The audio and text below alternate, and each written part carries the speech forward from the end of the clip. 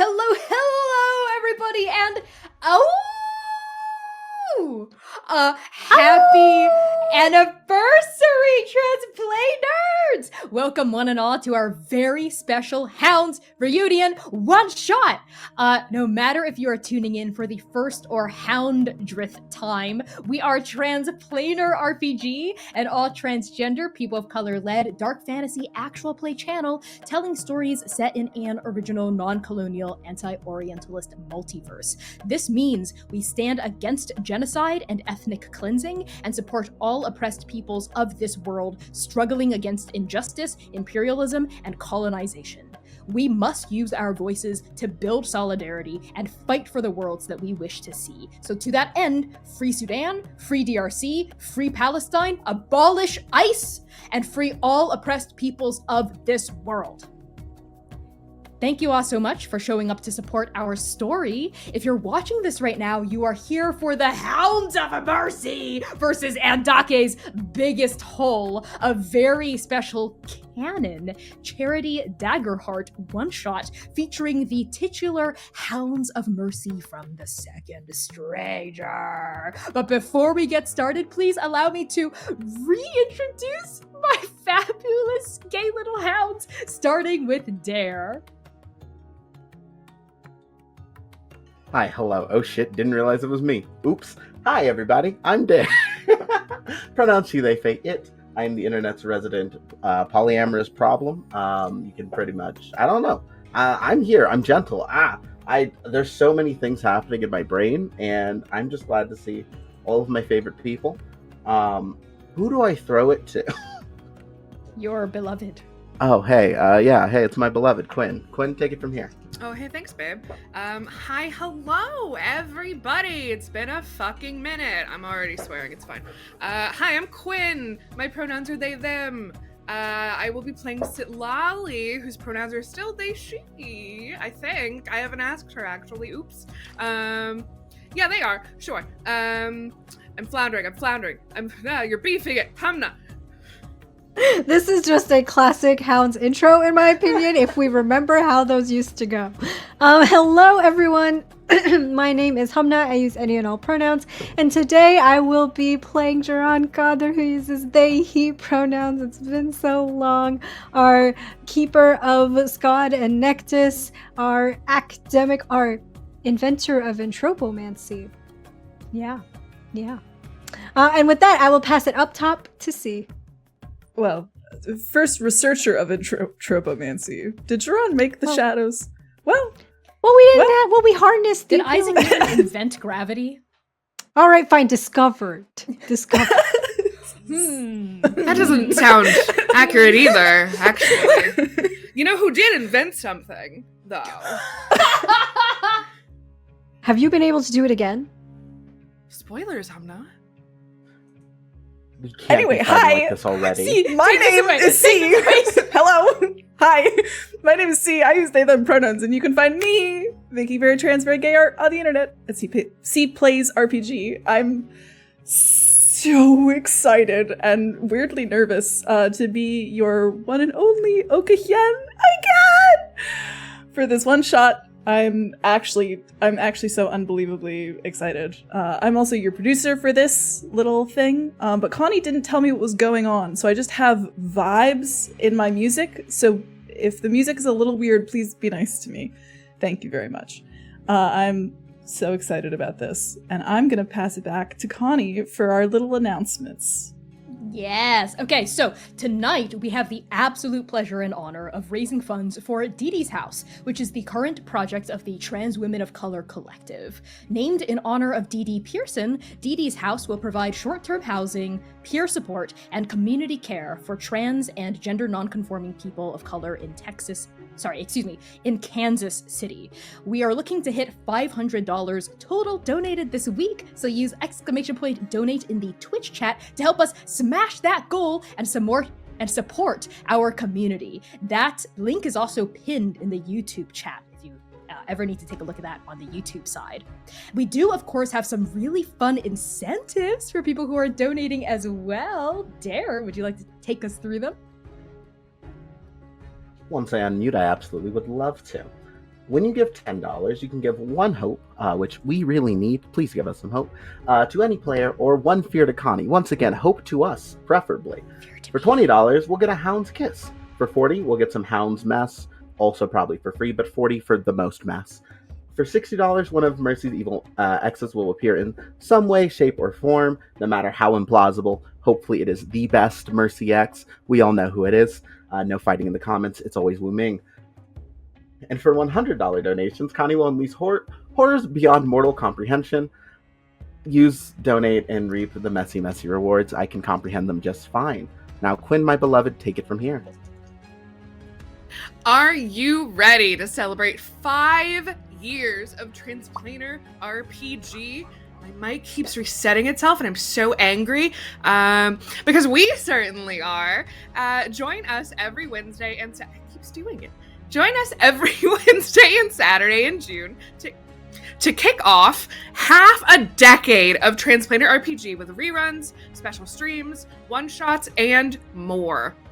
We have a full schedule listed on our social media and in our Discord channel, so use !anniversary or !schedule in chat to check it out and join us weekly for more mess. And Hamnah, what can we look forward to tonight?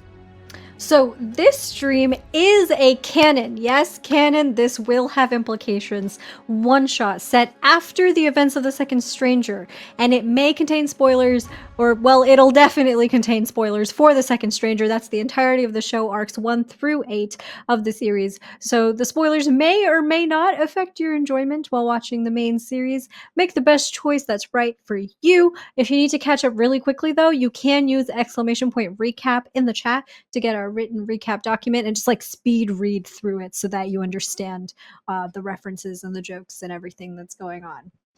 But C, can you give us, as the wonderful Sam Star would say, some self-care tips? I absolutely can. Transplanar RPG is a dark fantasy actual play series that does indeed deal with content that may be triggering to some viewers.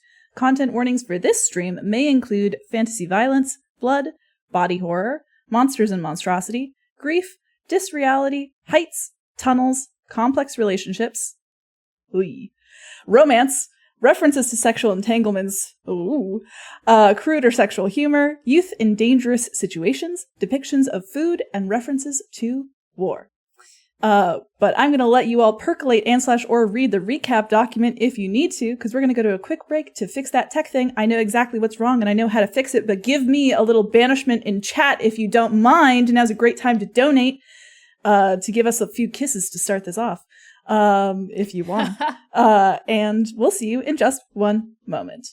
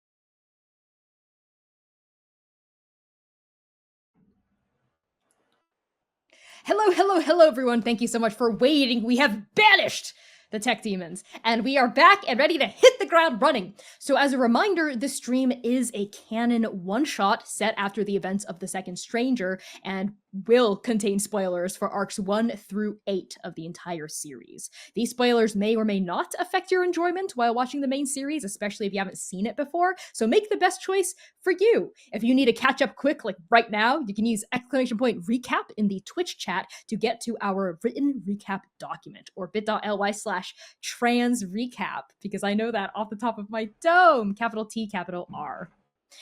Content warnings yet again. We are a dark fantasy actual play series that deals with content that may be triggering for some viewers. So CWs for this stream may include fantasy violence, blood, body horror, monsters and monstrosity, grief, disreality, heights, tunnels, complex relationships, romance, references to sexual entanglements, crude and sexual humor, youth in dangerous situations, depictions of food, and references to war. With that out of the way, let's get started.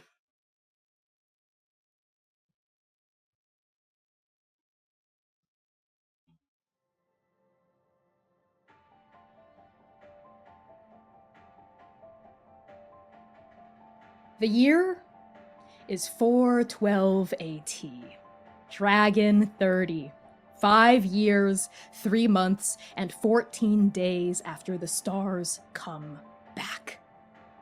The Ukhliin Chasm is a dark, jagged wound in the flesh of Andake. The red-hot steppes and jutting buttes of Talmad's Badlands rise proudly to its west, an endless sprawl of crimson rock under the burning eye of Galtanger. To the east of this yawning ravine, the moist chill of northern Morozan winds blow south across the Ogumor River Valley of Kirtal, a sweeping expanse of lush summer grass. As for the chasm itself, it sits at the broken confluence of these two ecosystems, a gap where there should be land, a gash where there should be scar tissue, a nothing where there should be something.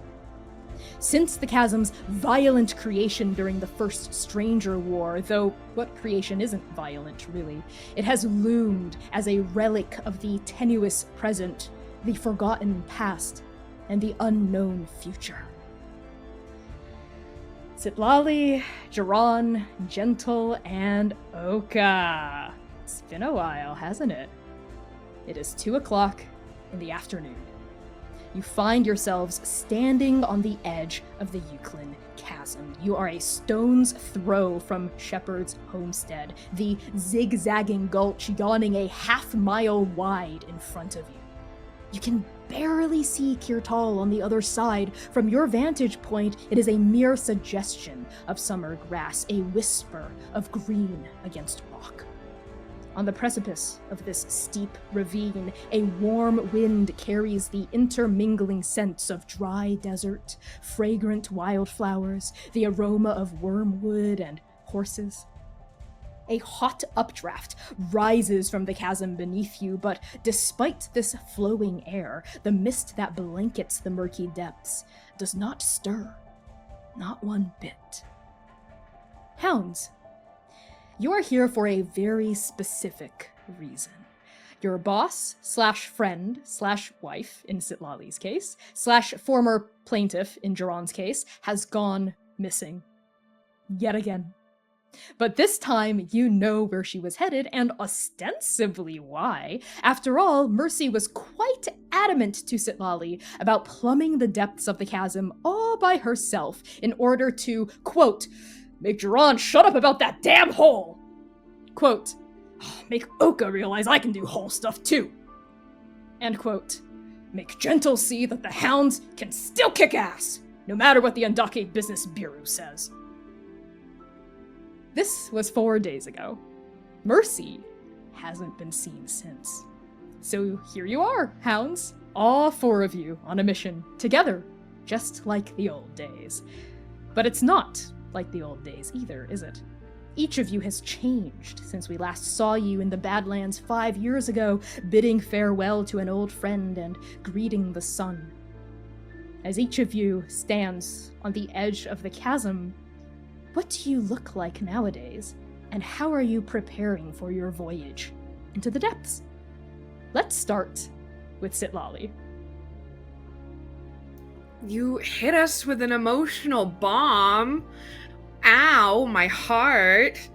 Citlalli is a little bit taller. Citlalli is like 5'6". It's like a respectable height, but not an overcompensating height.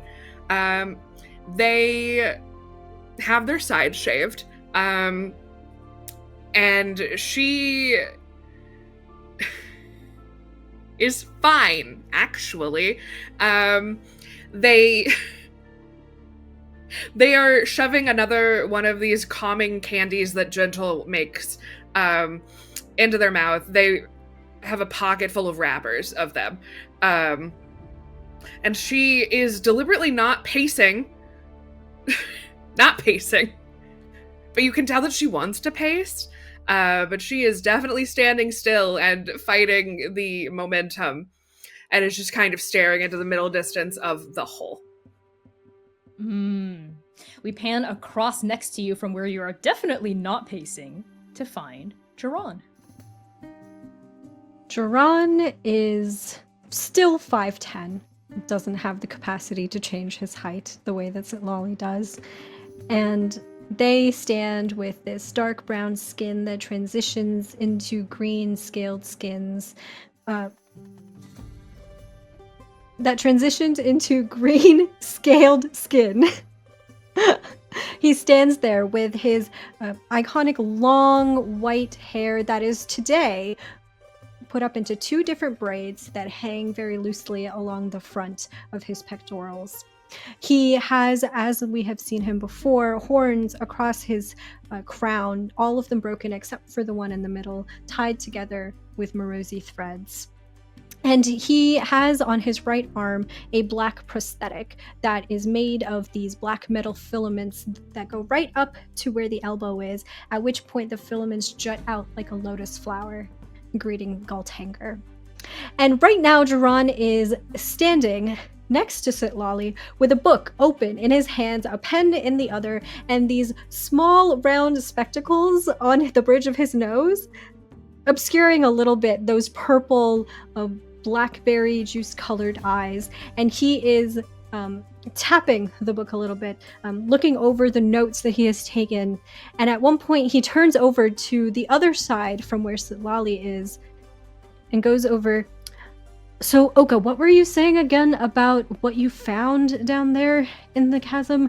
I can't quite understand it. You said something about a bird that had like a moon on its face or something.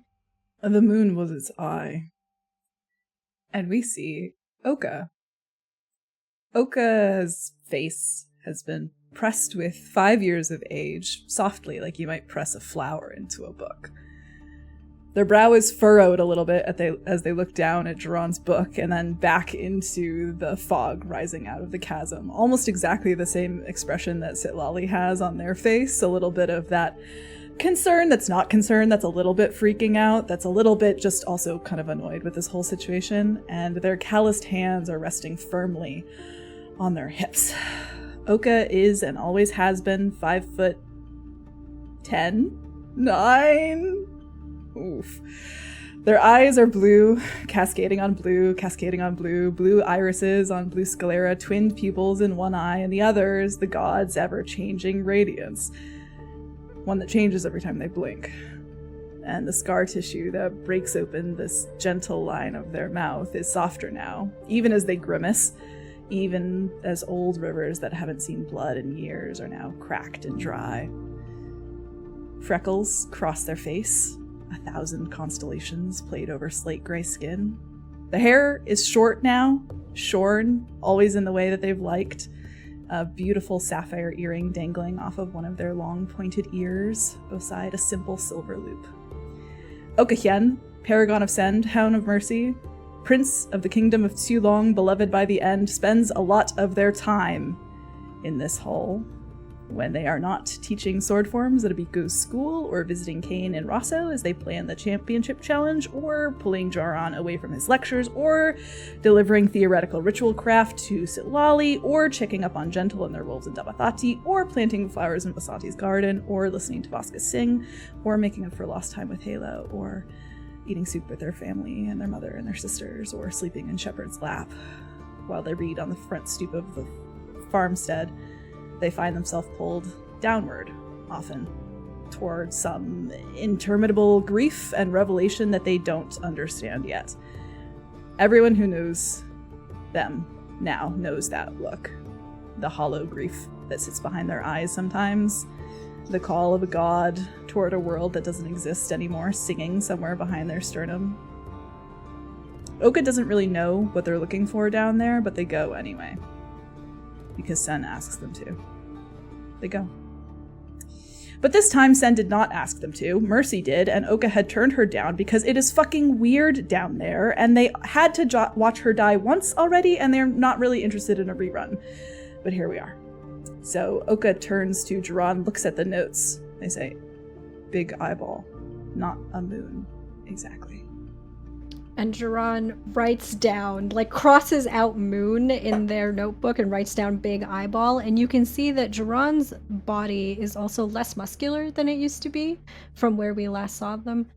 They don't really go out very much with the hounds or even the gentle wolves on very dangerous missions very much anymore. And so he hasn't had a reason to keep up that physique. But he is still wearing, I think, like his old Hounds of Mercy like leather armor that fits a little bit oddly now on them, but they write that down and then they turn over to where Gentle is standing and they kind of like turn the pages of the notebook so that Gentle can see them.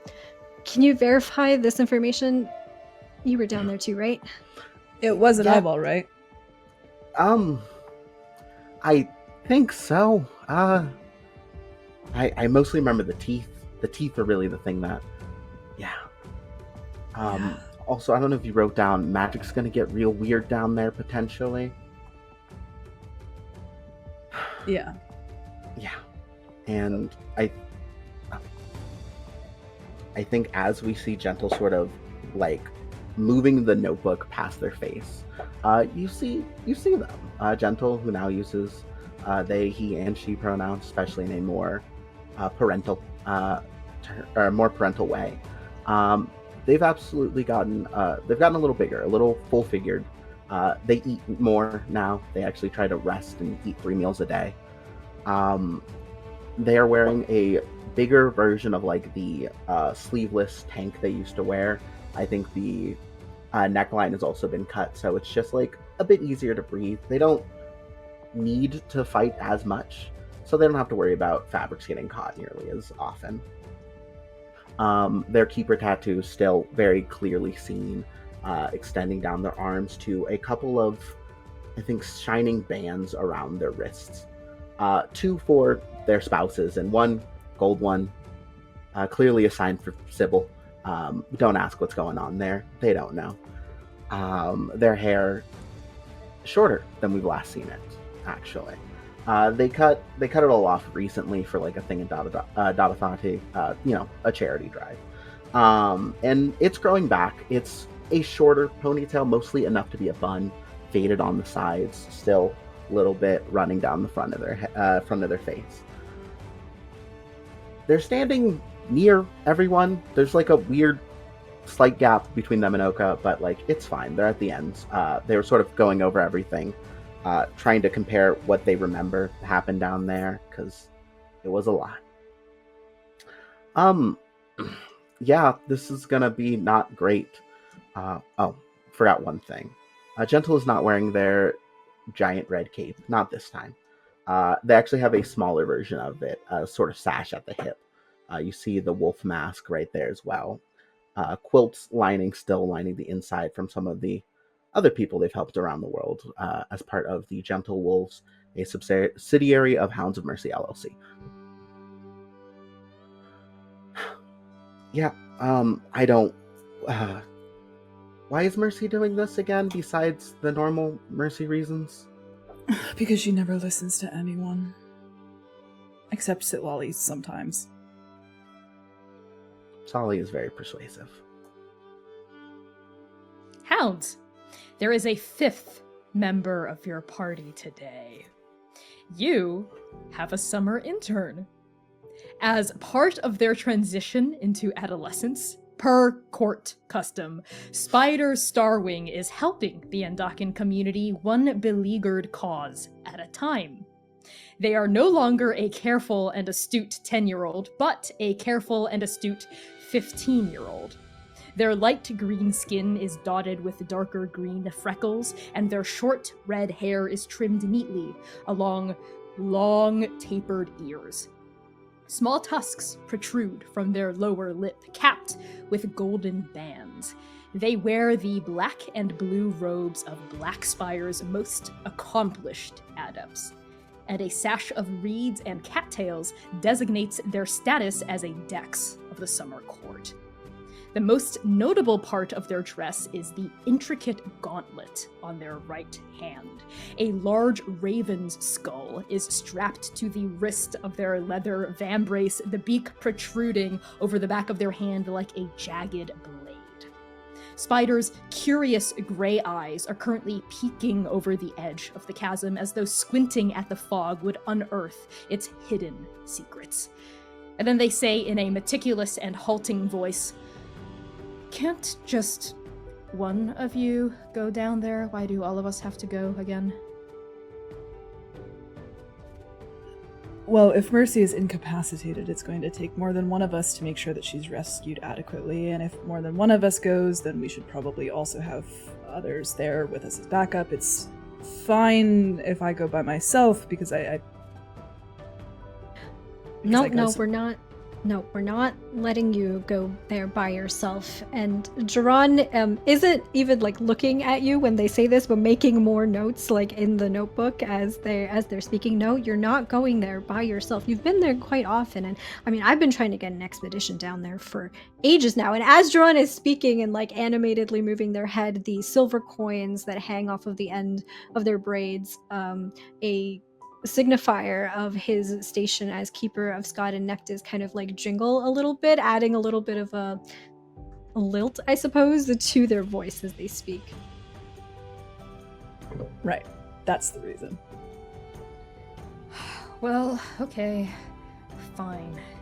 Spider looks disgruntled, maybe a touch anxious about going down there, and they move back from the precipice and turn and look at the 3 keepers and the 1 paragon. They have worked quite extensively with the Council of the 8 and other world leaders, so they are not as intimidated seeming by your crew as they initially were. They've really stepped into a kind of, now, rather irritated confidence. And then all of you feel a presence. A pressure. An immense strain against the weave, a kind of tension beyond tension, a kind of magic that subsumes every other kind of magic, an inescapable gravitational well of power. And then she's here. Shepherd. Light brown skin, dark black hair streaked with white, a face that is more beautiful and terrible than your mortal senses can truly comprehend. White lab coat, trousers, collared shirt, and the distinct aroma of, well, nothing. Thankfully, Shepard's mortal vessel contains most of their perceptualness, so your party and Andake as a whole isn't at immediate risk of unraveling into an empty void that always was, never is, and forever shall be, but the potential is always there when you interact with him, looming on the horizon like the memory of a dark seed. It's not a threat or an apocalypse. Not anymore. It's just who they are. Shepard smiles serenely at your party, and when they speak, their voice is smooth and flat as a stone in the river of time. Hounds, I do wish I could join you. I enjoy going into the chasm with Øka on occasion, but I do think that this particular journey is one best tread by the 5 of you, and the 5 of you alone. Hey, love. God. I do think it's best if you stay behind. If we get ourselves into trouble, if it's been more than 3 days, you should probably come down and find us. Heard. I will do my best to remember what 3 days feels like here. The sun. 3 times. Yes, Skulltanger. Yes. Very well. Though, I have a feeling the 5 of you... Well, maybe I shouldn't tell you. You can give us a hint. Oh, it's Just a all little fun bit. that way. And I do love fun.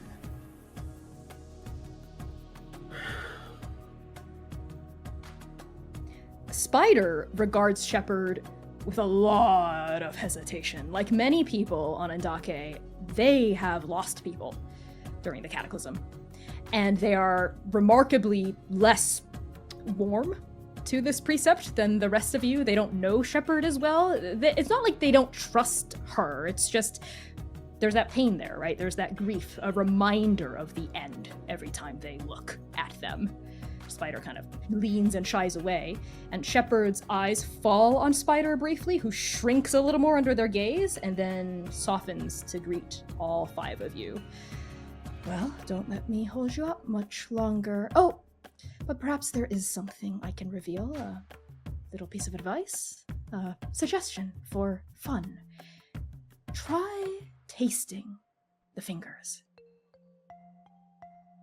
Jaran hurriedly writes that down. Don't write that Taste. down. It was Is her seed, right? Don't say it like that. Yeah. Shep, do you think that's something that that was a maybe we different should person. more talk about, like in the bedroom? You know? Oh, no, I don't mean in any sexual way. Necessarily. Just, I think you'd be pleasantly surprised. You'll understand what I mean. Hopefully. Well, anyway, good luck. See you all soon. I love you. That one's addressed to Øka, and they lean in for a kiss. I love you too. And Øka kisses the end. And with that, Shepard's gone. And all that ambient pressure lifts. Jaran will actually pull, as everybody's kind of like getting their stuff ready and all of that, Jaran's actually gonna sidle on over to where Citlalli is, like snap their book shut as they're approaching in a way that is audible so that Citlalli knows that they're approaching, and will... So, thanks for coming. I mean, I know that you would because it's Mercy down there and you know that's your wife and you want to find her, but, you know, I appreciate that you are in some way taking an interest, you know, in the chasm and everything.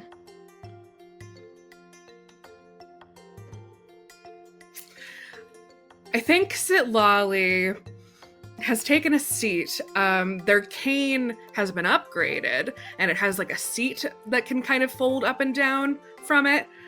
So she is sitting, and one knee is just kind of bouncing ambiently. And she doesn't look at you, Jaran. And you see them kind of close their eyes and take a deep centering breath. And she goes, I feel like you are centering yourself a little bit in this issue, Jaran. Which is okay because we're all learning here, right?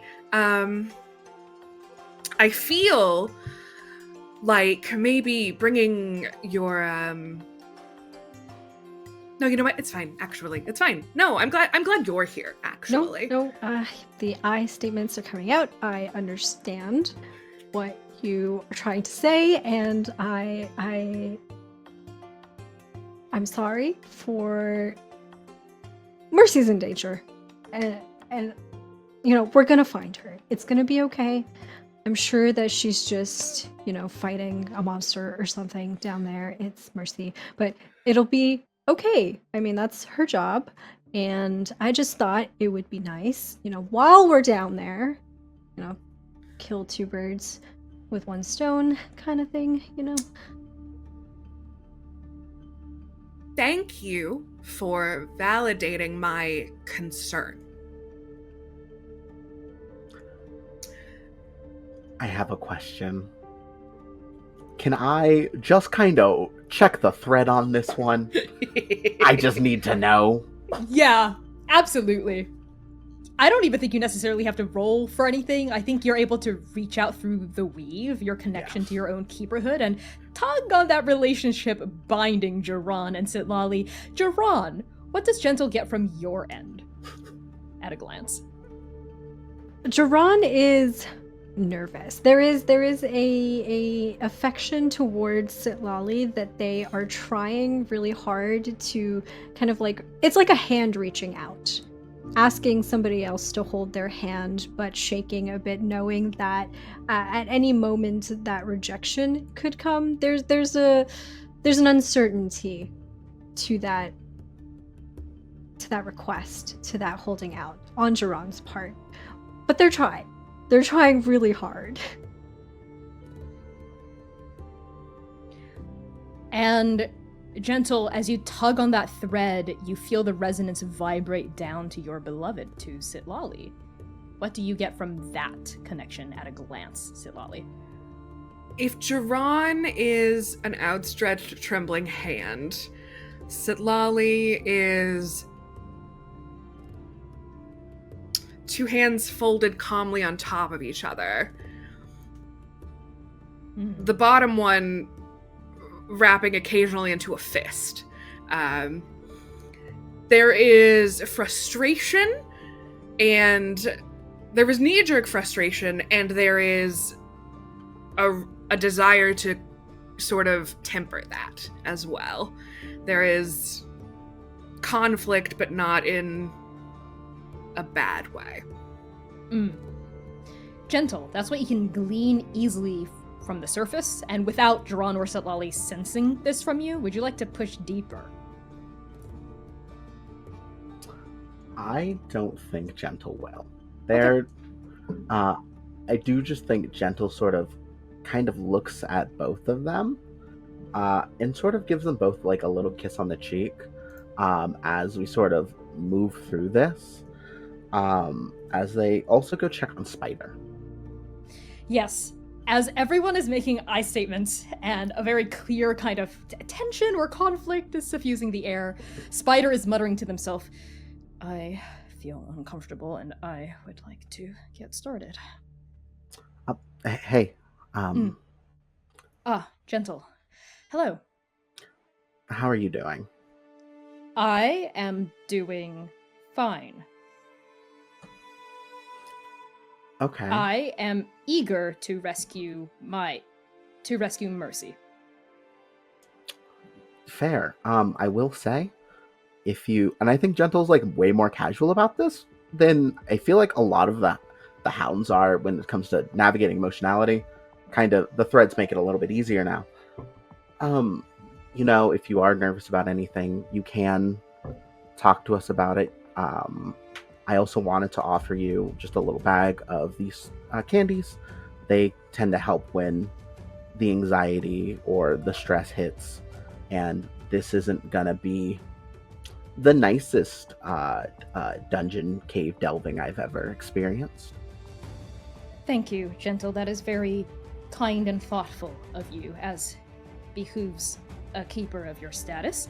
And the Dex reaches forward and accepts the candies from you, kind of almost like stilted formality in how they interact. And as they place the candies kind of in a pouch attached to their waist, they say, the former Duchess Starwing, now retired of course, mentioned that one of the best things to keep in mind when collaborating with like-minded adventurers is that for the sake of the mission, differences should be set aside. And at that, they raise their voice slightly. I understand. I'm going to tell you now. The differences will clash, and that is part of the magic that makes us work. Just, there might be a moment where you just kind of need to yell at everyone here. They'll understand. We'll understand. We'll all learn and grow from it. No, I couldn't imagine losing my temper in front of the 4 of you, 3 keepers and a paragon. That would not be... You'd think that. It happens, I promise. Well, I appreciate the reassurance, Gentle. Øka, how are you navigating this? Øka had started to prepare themselves mentally and physically to head down the chasm, starting to like rewrap these kind of cloth bands around their arm. But once they have the first one on, it's a little bit harder to do the second, and their eyes had flicked up to look at Jaran and then Citlalli and then Jaran and then Citlalli. They looked back down at the ground, said, okay, the break is not going great. And as they start to try to wrap the second one, it's a little bit harder, and they look up at Gentle, I think as Gentle is heading towards Spider, and they open their mouth and then close their mouth. Their cheeks get like a weird kind of pink hue, and they just take it in their mouth and start like wrapping it around. So as Spider says, oh, I couldn't possibly think to raise my voice at you, Oka's like, almost got it. Yeah, okay. Ready? Yes, Prince Hyen. You don't have to call me that. We've been over this a few times. It's like the middle of the summer so far. Your internship is almost over. You really don't have to call me that. Øka is fine. Of course, Øka. And your name falls very awkwardly out of their mouth. They definitely do not seem like they fit in here with this kind of like closeness, this volatility, this intimacy, right? There's that classic that you recognize, all of you recognize from like an earlier version of Citlalli, that classic barrier, that wall between them and everyone else. That is both physical and emotional. And then Spider turns and peers a little bit over the chasm once more. It's better to just go for it. Understood. Citlalli, you are the second. You make the call. Yes. Spider, did you... and they don't quite look at Spider when addressing them. And you can tell, like, her spine does kind of stiffen. And she... Old habits die hard. Did you receive the packing recommendations that I left for you? I know it's not an itinerary, but there are some suggestions. I don't know if you were able to acquire anything. I might have some last minute if you require anything. Oh, that is very thoughtful of you, Mix Goldheart. And yes, I was able to receive your packing recommendations. I have all of the items you've recommended and a couple more that I chose at my leisure right here. And they fold out to their robe and reach in. Their hand goes through the fabric of their robe, and they take out a couple of like hiking pythons to just like demonstrate the things they've carried. Slide it back into their robe and lower their arm. The robe comes out almost like a raven's wing. Good. And the sort of starscape that oscillates on her chest is very visible through this very low-cut, like, button-up shirt that clings to her curves, and it's... that nebula is spiraling. And she's wearing a pair of high-waisted shorts that have so many pockets on them. They're great. And Citlalli kind of, with a last bracing, stands up, refolds her cane, kind of looks to Øka and like makes eye contact. Right. Yes. Let's... Hounds, we have a mercy to save. Again. For what will not be the last time. Probably. But we are together, for better or for worse, and that's good. And I feel very confident that we will be successful. So let's Let's go. Let's go. Hounds, as you descend into the chasm, the bright, cold light of the... warm light. As you descend into the chasm, the bright, warm light of summer quickly starts to fade. By your fourth or fifth switchback into the vast, rocky valley of the Ukhliin, it's like evening has already taken hold. Galtinger's warmth struggles to reach you here, and the mist swaddling the lower strata beneath you is rapidly creeping closer and closer. Soon, you won't be able to see more than 15 or 20 feet in front of you, and the path down just keeps going. Sorry, Bubba is here. Bubba, do you want to join the hounds? Ugh, look at him. Our new intern. Look, this is our I new wouldn't member. This is recommend it, buddy. Spider. It's a lot. Cat, they, them. Oh It my is cat, god, they, them, what all a over again. baby. He's really just letting me hold him. That's Will you my be son. Quiet? Will you go to your papas? Okay. There you go. Eventually, you find yourselves on the precipice of a cloudy abyss. And as you stand on this rocky ledge, a quarter-mile of cliff behind and above you, and an unending sea of mist beneath you, you know that there is nothing left to do but continue. You can barely see the next landing 10 feet beneath you, but you'll have to go level by level on foot, as each layer of jagged rock rises out of the murk to reveal itself to you. And as you descend together, a change starts to come over you. At first, it's barely noticeable, a vague pressure on the edges of your periphery. But then, Øka, gentle, a familiar sensation to the two of you, starts to wash over you. The mist of the chasm is mutative. It transforms that which breathes it in, that which is touched by it, and the transformation is always different. You know this very intimately, Øka. You, in particular, have experienced this from when you and Shepard would travel to the bottom to remember and potentially rejuvenate what little is left of Tungal. Every time you plumb the chasm, it's different. The layers change, they mutate, they shift. You have never seen the same thing twice. In all your journeys down, you have explored strange and wondrous places. A field of black grass with blooming flowers, no, stars. The sweltering heart of a volcanic jungle where the leaves are on fire and the animals are on fire and you are on fire, but nothing burns, it's just cold.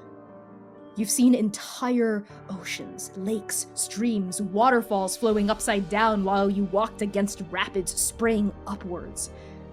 There is an ambient magic to the entire chasm, a kind of power that does not feel like the Weave, nor any of the H, nor Shepard's power, even. You'll have to peer a little deeper into the timber of this place if you want to find out more, but you never know how something volatile might react to being observed. Regardless, the mist. As you descend deeper and deeper into the Ukhliin, all of you feel your own magic, your power, your abilities, your very souls themselves becoming muted. It's like a hand has slid over that bright, lucent thing within each of you, your paragon hood, your keeper hood, and dampened it. Like you are a sound wave in the presence of a powerful vacuum. It's not painful, so much as ambiently uncomfortable and certainly limiting. Your magic also feels a little different than usual, not necessarily in a bad way. It's the same song, the key has just shifted by one. Either way, while the four of you are down here, you're all the way back down to level 5 in Daggerheart, which is essentially half your usual power level. As you traverse deeper and deeper into Andake's biggest hole, you notice that the rocky path you're on, which hugs the side of the Ukhliin, starts to extend forward, forming rock bridges, essentially. And beneath you, you can see more of these bridges crisscrossing down, down, down. Some of them are dozens of feet apart, others are only 5 or 10 feet apart. You can very easily navigate from bridge to bridge, like jumping down with like brief gaps between them to go deeper into the Ukhliin's depths. You also notice something else. A noise. At first, you think it's just the wind, a kind of whistling, whooshing noise, but then it's almost melodic, musical. And there's a lot of it, like hollow wind chimes whispering together or woodwinds being thoughtlessly blown. And as the music or noise gets louder as you descend, you also start noticing a change in the landscape around you. Vague shapes start to loom in the mist, and as you keep going, the shapes grow more distinct. Jutting out of the rocks around you are tall, oblong formations, roughly the same color of the rock, a kind of pallid gray / dull brown, except these formations are perfectly smooth and rounded at the top, but ranging from 4 to 6 feet in height and just static. Each of these formations does have something else. Every single one of them has a single hole somewhere along its height. Some holes are large, some are small, some are shaped like a circle, others are more ovular or jagged around the edges, and each hole goes all the way through to the other side of the formation, forming a tunnel of sorts, and the walls of these tunnels are the same material as the rest of the formation. You can easily surmise that the musical whistling is a result of wind and air moving through the holes all around you. You can even feel a light breeze gusting past your hair and clothes. As you pass these formations, your physical body's creating sonic gaps in the whistling. How do you all take this in? At some point, as we're all heading down into the mist, Øka kind of pauses on one of these rock bridges. Okay. And this is where I stop being helpful. I don't know what happens after this. It changes every time. Once we start seeing things like whatever that noise is, I don't know.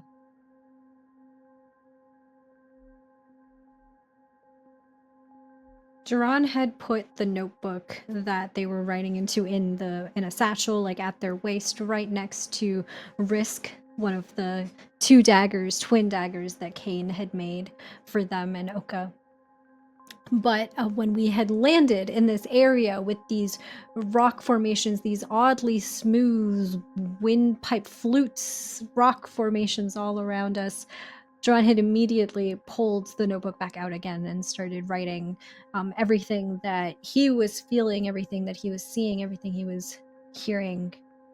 And I think it's in the middle of doing this that they are flipping back towards the previous page and they notice the note, the advice from Shepard to taste the fingers. And they read it and they look up.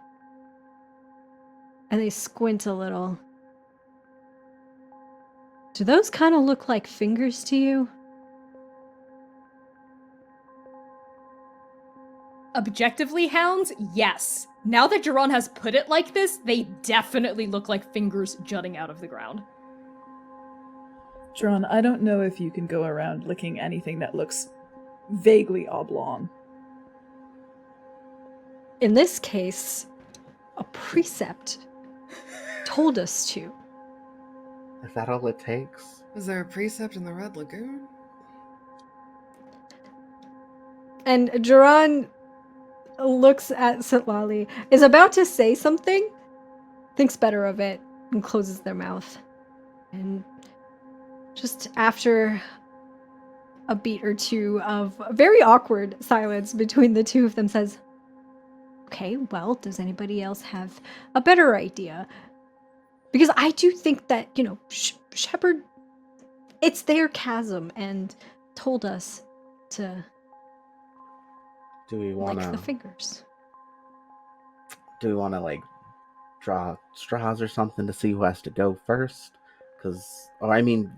No offense, Jaran, I love you. This feels like your scientific intuition is saying that you should try first. And Jaran looks at everyone. Is everyone like just looking at them and not? Is anybody? Yep. Okay. I suppose I put myself in this spot. And Jaran will snap the book shut again, put it into the satchel, and we'll go up to the nearest finger. Where is the hole on this one? Let's say it's right above where your head is, so you could reach up and like put your fingers into the hole. Okay. In that case, Jaran is going to reach up with both hands and pull themselves up. Okay, And Jaran, look as soon through- as you touch the lip of this hole, you realize it's not made of rock at all. They look rock-like, but they're not made of rock. It's rather actually quite rubbery and a little squishy. And all of you hear a kind of noise, and like the hole kind of distends a little around from where Jaran's grabbing onto it, almost in a myconid way, like they're fungi. Do you still pull yourself up? Jaran, I think, like, has the second where they were expecting some sort of give, or not give, the opposite of expecting give. They were not expecting give. They were expecting it to be solid, but it gives. And so I think there's like a second where he stumbles, but then he like grabs on a little bit tighter and pulls himself up and looks through the hole first. Is there anything inside? Ooh, yes. You see a couple of gray chasm rocks scattered about and some like grasses. And you also see little broken bits of glass shard. Oh. Just appear a little closer, maybe pick one of the shards up. Yeah, I think Jaran is gonna. I think like also he's like telling everybody what's happening, like everything he's observed. So he's like yelling out, "There's like some glass in here," as he's like reaching to pick one up. Okay, Jaran, while you're doing that, the rest of the hounds, are you standing and watching Jaran? Or are you doing something else? I think Citlalli has kind of come on over to Øka and is like, "So have you heard from Kane recently? I haven't. It's been a while, It has been a while since we've had dinner and Rosso all together. Kane is very busy and very distraught about having to choose the next champion challenge. So, coming up. It's just that they haven't answered my most recent letter, and they're normally quite prompt. So I don't know. That's unlike them. They might be doing something special. Well, Special. Why would friends do something special for each other? Acquaintances, really. Well, Kane does treat their acquaintances well. Citlalli. We are known to treat our acquaintances well, too. Well, that is an entirely different matter. I'm sure it's coming. Maybe the Andake Postal Service has been a little, the last few years after Squeak's son finally retired, I feel like it's been a little bit worse. Sometimes my letters to Dokao get lost. They never arrive. Lost? Yes, lost. I've never had a letter lost before. That's unacceptable. You know what, actually? I found one down here once. One of my letters that I wrote. It was inside of a flower. And Citlalli does make a face very similar to the one I'm making. That's... I hope none of my letters to Kane are down here. Gentle, what are you doing as this is going on?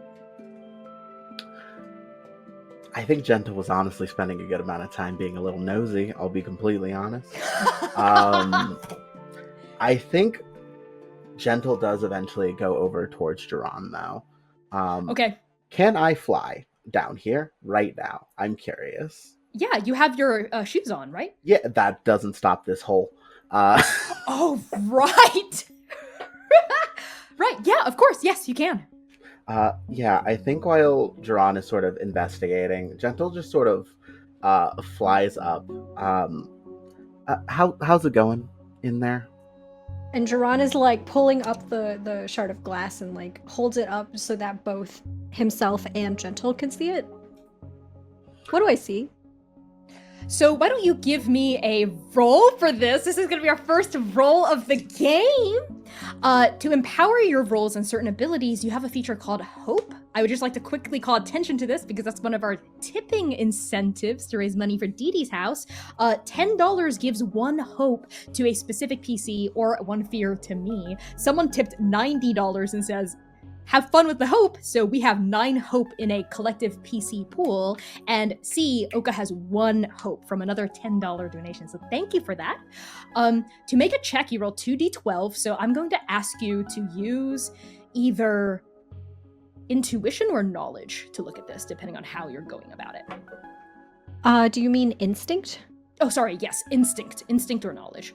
Okay, I will use knowledge because that is a +2. In terms of using hope, how much hope are we allowed to add to a roll?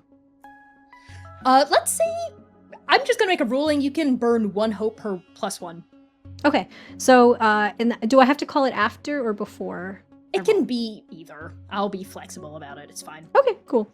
All right, I will roll. I'll add the hope just preemptively because I have a feeling I'm gonna need it. Would you like to help Jaran, Gentle, by looking at this? Please. How are you I will helping? also. How are you assisting? I was gonna ask if I could either roll myself or assist. Is that the only piece in there? No, there's like several what look like shattered glass shards. They're quite thin. Okay, I think Gentle might grab a second one and sort of do their own little analysis. Okay, if you'd like to separately analyze, yeah, you can instinct or knowledge, up to you. I will do instinct to see if I have, just different side of the coin. Go for it. Make your separate rolls. Jaran, what did you get? I got a total of 16 with fear. With fear? Okay. So that gives me 1 fear in the pool. Excellent. You got a 16. What about you, Gentle? I did not do great. I got a 8 with hope. With hope, that's good. You get to bank that hope. It's an 8 though. It's an 8. You know what? Just this once, because 8 is a holy number in Andake. This is our first roll of the reunion. Nothing bad ever happens to Dare Hickman. That will bite me in the ass later tonight. Let's say the 8 is also a good result, and 16 is very respectable. Both of you kind of draw the same conclusion simultaneously on either side of this hole. These thin glass shards almost look like eggshells that have broken, if the eggs were translucent and kind of glass-like. Huh. And as you look into this hole, it almost resembles like the rocks were placed in a circle, and the loose scattering pieces of grass were also laid inside the circle almost intentionally. Looks like a nest. Let's put these down. We're gonna back away from that. Yeah, no. Well, I mean, we have to at least get all of the information that we came here for. As Jaran puts down the eggshell and goes to lick the hole, the finger around the hole, Jaran is... Yes. Jaran, you lick the finger hole, and you immediately taste a very strong umami flavor. Like it's like a flavor punch. Almost like a spoonful of dashi. It's quite pleasant. And Jaran pulls their head back and kind of leans back so that everyone can hear. The fingers taste good. I think Gentle, almost pulling into like a huddle whisper. I think you're sometimes a little too academic for your own good. I'm glad it worked out this time, but just a little bit more caution, and I know it's coming from me, but just an ounce more. Okay, I just, this time Shepard had our backs as Jaran kind of lets go of the hole and kind of drops to the ground. Do you think... Sorry, go ahead. Do you think, leaning over to Øka, do you think there will be some other finger adjacent thing in the next layer for him to put in their mouth? Yep, always is. Always is. While this is happening, Spider has wordlessly kind of walked a couple of feet away from your group, and they have swung their legs over the edge, like opened up their arms and glided down, kind of with like the winged arms of their robe to the next like rock path, maybe 15 feet underneath you, and they are hunched over a smaller finger-like formation, observing it, and they call up to your party, "I found something!" Shall we? And Øka offers a hand out to Citlalli. And they will take it. And from Øka's back come kind of furling out in this... The noise is strange. It's soft, but there's like a crack and a snap of blood, too, as the wings 1, 2, 3, and 4 come furling out of their back. It doesn't tear their clothes anymore. Thanks for that. But something about them, too, kind of quiver in the air around the chasm, in the fog and in the mist, as though they're a butterfly unfurling their wings for the first time. They glow a little bit. And then they gently kind of float with you, I think, like hand in hand, and glide down towards Spider. That never stops being hot. I know. Øka smiles a little bit self-confident, puffs out their chest a little bit, like showing off a little for you as they like really like howl, like really gently, like let us both down. Like you know, touch down in a beautiful, graceful way. Gentle, you can also fly. Jaran? Jaran is huffing it like. I was gonna offer to pick up Jaran. Gentle does a bit more like field and yard work now. Gentle's gotten like slightly farm strong. In that case, Jaran, I think Jaran like starts running and then realizes like that Gentle is offering to help and will like pause and go, "Oh, yeah, that's probably faster." Yeah, not only am I faster than you, I am kind of stronger than you. And like kind of scoops up Jaran bridal style, that's okay. Yes, of course. And yeah, I think they begin to fly to the same spot as Øka and Citlalli. Lovely. You know, speaking of bridal style, I know we keep saying we want to eventually get married. You already are barely part of the wool, so I just think we could start planning it now. I think it'd be fine. Is this really the time to talk about this? I mean, we're on a mission, everything. I mean, this is, you know, you're technically my boss, and it's kind of, I feel like it's kind of weird, you know. I understand. Once again, we will just gesture to Citlalli and Mercy. Also, you're at work a lot. When do we really have the time? I'm not saying Citlalli's 100% in the right, but you know, and I think we try to like maybe hurry this along so no one really hears it. We're trying to have like hushed tone conversation in the middle of the air. Yeah, the four of you kind of like land with your separate conversations happening at the same time, and then you all feast your eyes on what Spider is now straightening up from. You all see on this smaller kind of finger fungus, there are gouge marks in the flesh of it. A weapon has been like cut into it and like gouged out some of the mushroom. And all of you can tell based on the shape and the depths of this gouge mark, it kind of looks like the side and tip of a long sword, a very powerful, large sword. Yep. Well, at least we know she's been down here.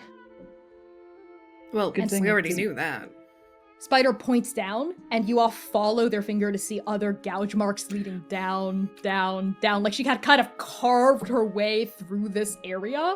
And looking down, you see some blood spatter against some of the fungi and against some of the rock bridges.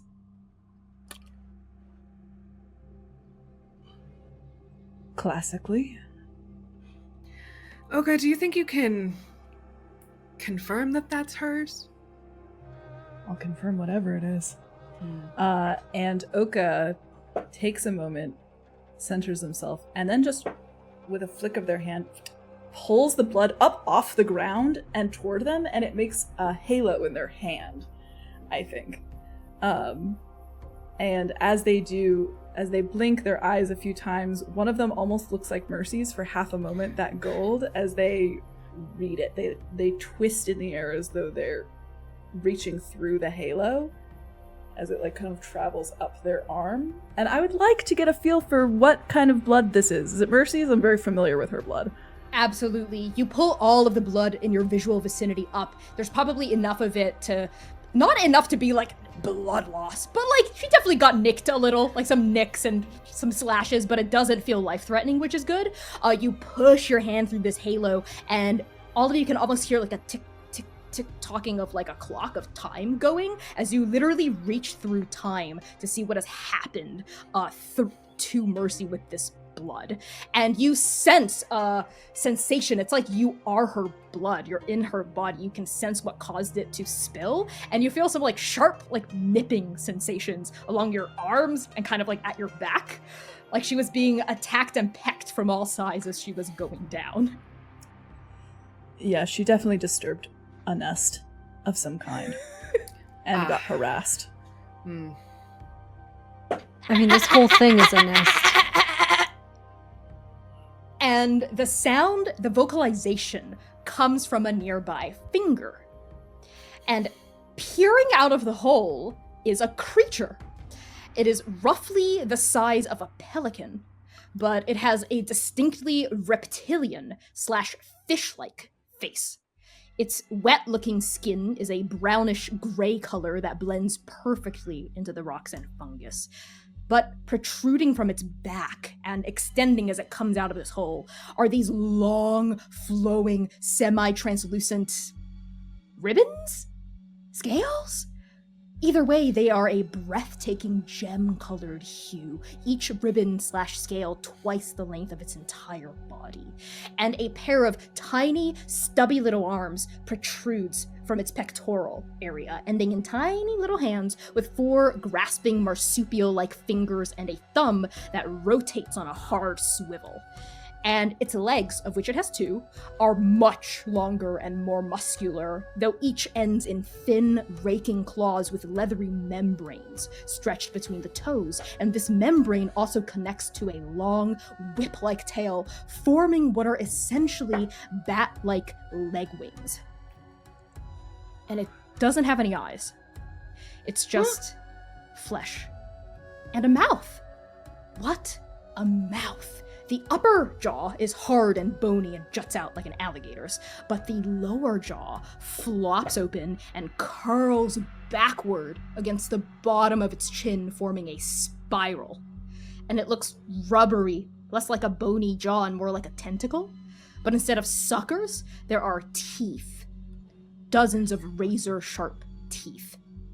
And as it lets out the kind of vocalization, almost human-like, its reptilian/fish-like head turns in your party's direction. You can sense the sound waves bouncing off of the wind and bouncing off of the holes and onto your party.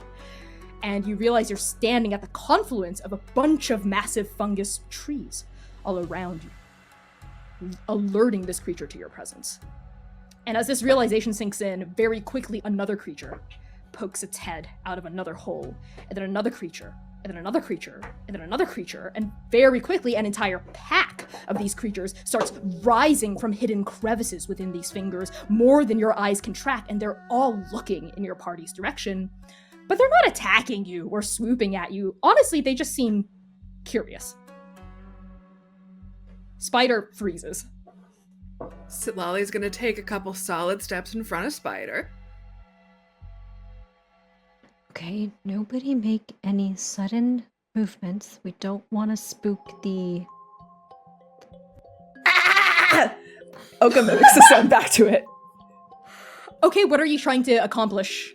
We Establishing are one camaraderie? of it. Camaraderie. Camaraderie. Okay, that is a presence or instinct roll. Okay, I can do instinct. Ah! Okay. Would anyone like to help and join in? Hot damn. I don't think there's any need to. I rolled a 12 and an 11 with hope, so... Oh my god! That's a 23? 23? I can't do math. 23. 23. That's really good. Yeah, you do a perfect mimicry. Like kind of back up at them, and you all hear Øka's voice reverberate through this canyon, through the Ukhliin, and there's a pause as all of these creatures' heads whip in Øka's direction, and then there's a kind of like a rustling as they like move their legs and like rustle their wings against their tail and lash a little, and you hear a bunch of them start to respond to you. Kind of from all directions, but it doesn't seem hostile. It seems like they're greeting you. Come on, Jaran, this is your thing. Yep, I didn't realize that you had been practicing. You're actually quite good. And Jaran will attempt to join Øka in mimicking the cries of these creatures. So you have advantage here. That means you get to add a d6 to your roll. Let's say yay. Øka gave you the advantage. So Øka, you can roll the d6. And Oh. you can use the number that you get. Jaran, make a presence or instinct roll.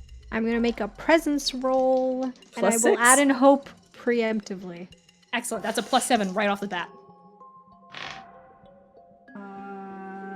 Hold on, I have to do math. I got a 29 with hope. That is more than sufficient. As you also join in, these creatures recognize there's another one of you that is part of the herd, and your combined efforts are so high that all of these creatures will treat all of you as one of them. Like they're gonna just treat you all as part of the pack, as part of the herd.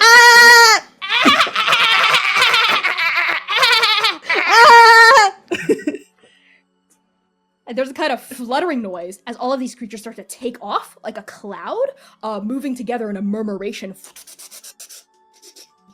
And they start going down, kind of like down through the chasm, almost like they're leading you somewhere. As this cloud swoops by all of you, you notice one of them slows down and circles overhead your herd, and slowly lowers itself down onto the ground. And you notice it's flying a little differently than the rest, and it pauses in front of your group, like scoping its head from side to side, vocalizing to sense where you are. And you notice that one of the back membranes has been slashed, broken, like kind of punctured through a longsword slash. I think as Øka and Jaran are Øka lets out a little laugh as the murmuration goes up and smiles, I think. It cracks open their face a little bit. They look sideways at Jaran. I told you it was beautiful down here. The council is they're going to have to greenlight the expedition Enough now. about the council, Jaran. How do you feel about it? It's beyond anything I could possibly comprehend. I know, right? They And smile. Jaran will reach out and hold Øka's hand. Øka takes your hand and squeezes a little bit. And as their hand kind of folds into yours, a silver thread wrapped around their ring finger brushes against one on your own. While this very cute and gay connection is happening, this creature with a broken leg wing kind of like lands in front of Gentle and Citlalli, almost as though it's looking for your help, scoping its head from side to side. Oh yeah, no. Gentle's immediately going to try to check it out. Citlalli, lovely. Do you mind helping me with potentially healing this thing? It looks like it might have mercy. It looks like Yes. mercy happened. It looks like mercy happened. Yeah. I don't know how any of my healing magic will go down here, but we can certainly give it a try. I appreciate it so much. Yeah. Is there anything I can roll to kind of get a better look at exactly how it fixes? Oh, like how to band it back together? Yes, like worst case scenario, if even the magic doesn't work, we can at least try to like. Yeah. Yeah. Absolutely. Make me an instinct or knowledge check. Boy, Not a very let's- high DC on this. Let's go with We're very instinct. familiar with treating wild animals. With experience, can you add that experience into Yes. it as well? All right. You can, perfect. absolutely. Yes. Oh, I I will completely add. forgot about that. Yeah, I will add like Monster Hunter, but bad Monster Hunter, the gentle Monster Hunter. You know. Love it. Okay. Oh well. Okay. Don't love that. Good roll. Didn't love it. So that is a 17 with fear.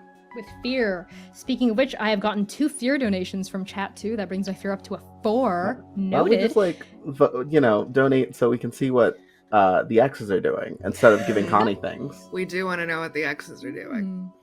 You can tell that the part of the membrane that's been slashed is one connecting the left leg to the tail. So you would just kind of have to stitch it back together like a sail on a ship. It's quite straightforward. Okay. Yeah, I think I start sort of if there's any blood or whatever the equivalent of blood is for this creature. I think Gentle has some stuff in their pack to help dress and clean it up. Amazing. The Gentle Wolves do take first aid. It's part of the orientation. I love it. I think Citlalli will kind of reach out and experimentally tug on the weave and see what that connection is like right now. So the weave here feels faint. It's not gone, but you are a layer removed from it. You have to strain a little bit harder and your power feels diminished here, but you can still sense it. It's not completely gone from you. Mm-hmm.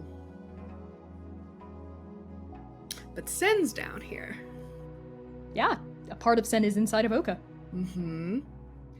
So I think she's gonna tug on that and try to transform the thing back into functionality.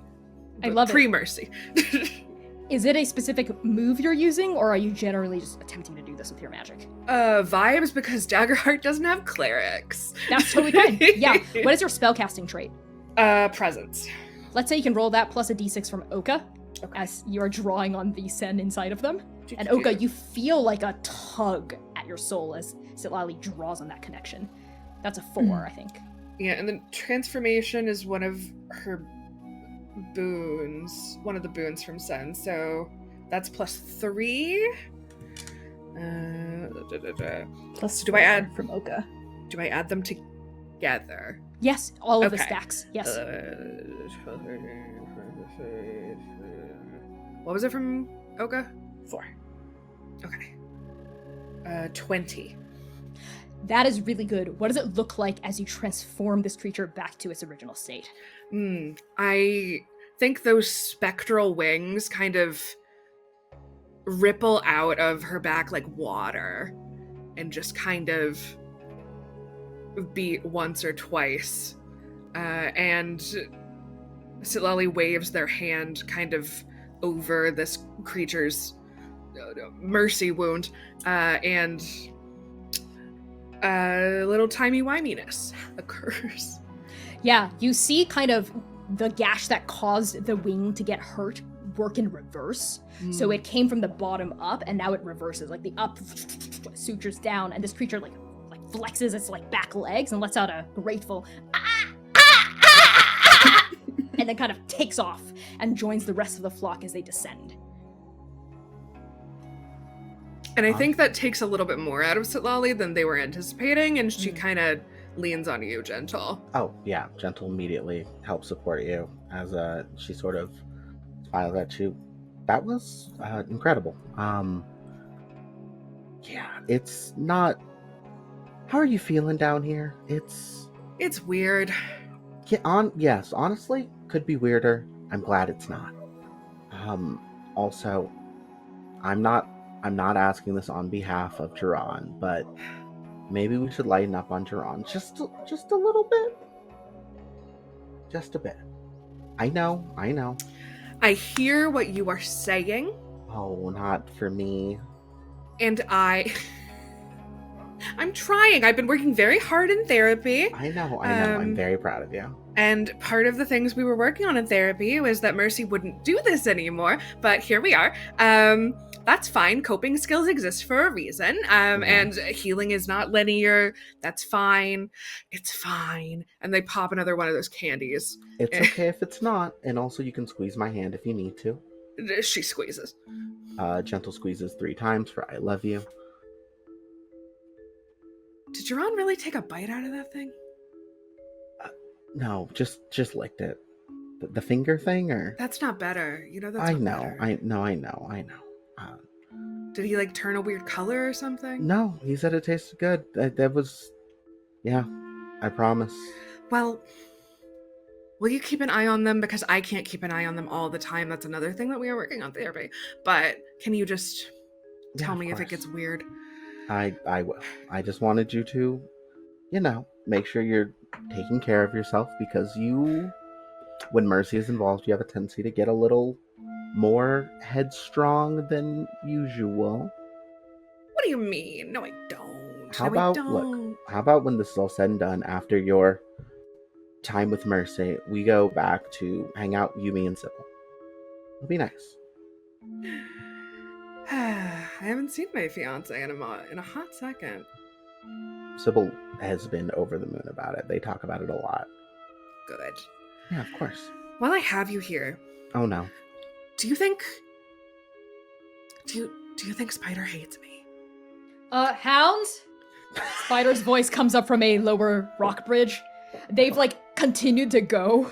As all of this has been happening, they've continued to, continue down, down, down. They're calling up now, their voice resonating up, bouncing off of the fungi and the rock walls. I think I found the bottom! I think Gentle, offers to support you or carry you. And then says, you don't remember how you were when you first joined the Hounds. It's not terribly dissimilar. Maybe with a bit less sharpness. I was normal. Wasn't I? Hey, remember the mask conversations we used to have? That wasn't because either of us were normal. I love you, though. And Gentle, I think, gives you a little kiss on the forehead. Love you, too. They kind of grumble. Øka and Jaran. Go ahead. Can our tittering, or whatever we want to call the noises that we are making, can that have got us a friend?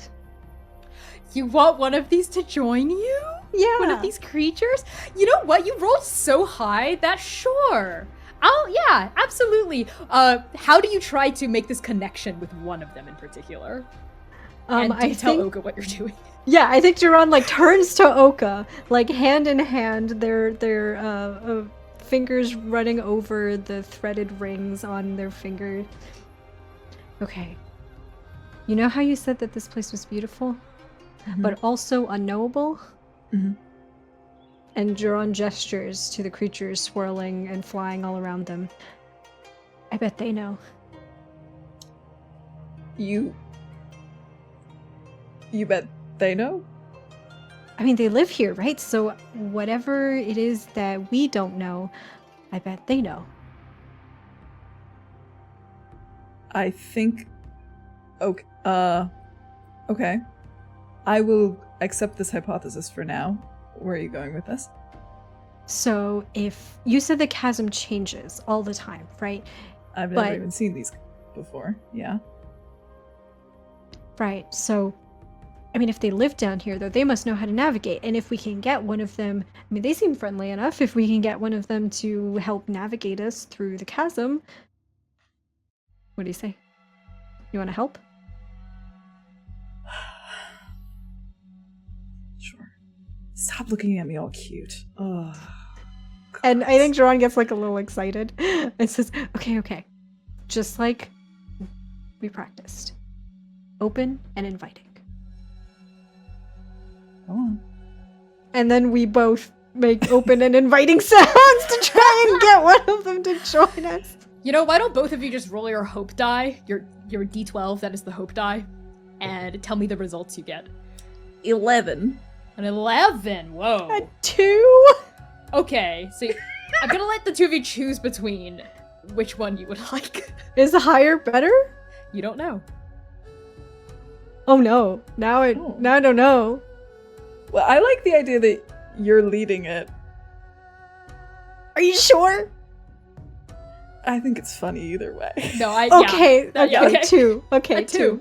Okay, the two of you, give me your vocalizations. I want to hear it.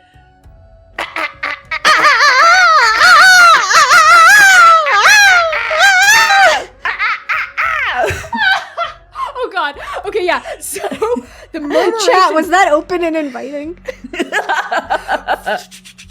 continues to go, but then the two of you see one peel off from the rest of the flock, and it starts circling over both of your heads. It looks significantly smaller than the rest. A runt of the litter. Everyone else is the size of a pelican. This one is the size of perhaps a parrot.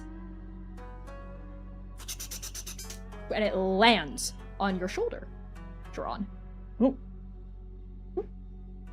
Okay. Quite loud, blasts it kind of like along your eardrum. And the kind of circular saw-like mouth droops open a little, almost like it's resting its lower jaw / tongue against the top of your pectoral. And I think like the tongue like goes over Jaran's hair, and like whatever saliva it has kind of like is like dripping onto it. And Jaran's like, okay. I think we have a new guide. And Jaran will turn to Gentle and Citlalli and say, we're not gonna get lost anymore, folks.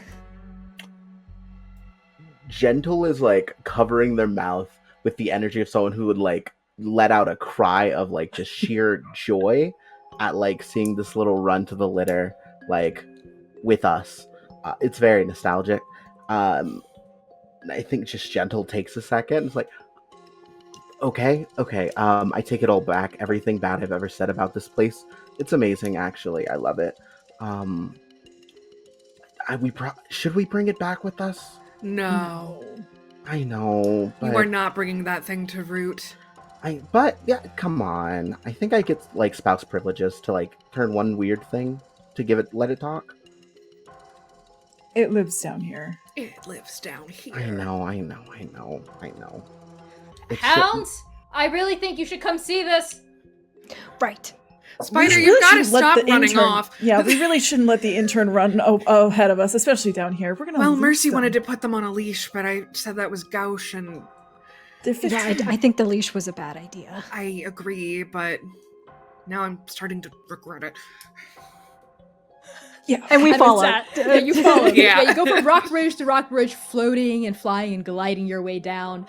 Your little sawmouth companion also takes flight and joins you. And eventually the four of you, sure enough, reach a bottom. Øka, you know that this is not the bottom of the Ukhliin Chasm. There are very many layers. But you do land eventually on some grass.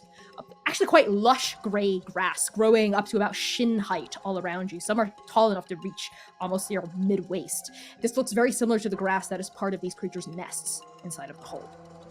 And you see spiders also at the bottom of this chasm looking around, and they point behind them, and you all notice a massive tunnel entrance. And kind of along the lip of this tunnel, a bloody handprint that is distinctly mercy-shaped. Why is she always bleeding so much when I'm not around? It's like, what am I, a plug? I can't believe you just said that! Woo, buddy. And on that, we're gonna go to break. We'll be back in just about 10 minutes. Keep giving if you can. I have some fear moves, and I'm banking it, baby. See you in 10. Bisho. I'm sorry. Hello, everybody. Welcome back from break. We're gonna get right into it. Some housekeeping at the top. I see you've been busy during break, so we have some fun new incentives that have been unlocked. Thank you all so much for donating so much to Dee Dee's house. We now have one order of a hound's kiss, one order of a hound's mess, and I have 11 fear now. Jaran also got a hope, which is great. I feel very good about this. I believe we are way over our goal. We're at 700. We're at 700. Can we hit 1K? Oh my god. Because $100, I know that's ambitious, but $100 is horrors. It is Connie Unleashes horrors beyond comprehension. So if you want I'm kind of curious about the horrors. If anybody wants to quickly, I'm just curious about the X's. And the Once X's again, too. the X's option is right there. Citlalli would like to update the list. Just keeping tabs. Very well. So With that out of the way, make sure to use !donate in the Twitch chat or click that donation link in the YouTube chat to give. All funds go to Dee Dee's house. And now let's talk about content warnings quickly before we hop back into the session. So a reminder of content warnings for this stream. They include fantasy violence, blood, body horror, monsters and monstrosity, grief, disreality, heights, tunnels, complex relationships, romance, references to sexual entanglements, crude and sexual humor, youth in dangerous situations, depictions of food, and references to war. And now that that's out of the way, let's get right back into the session.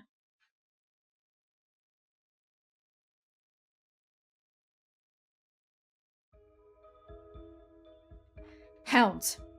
You find yourselves at the entrance to a massive tunnel, at least 30 feet tall, 30 feet wide, a really, really big tunnel. And at the lip of this tunnel, we see a bloody handprint, mercy-shaped.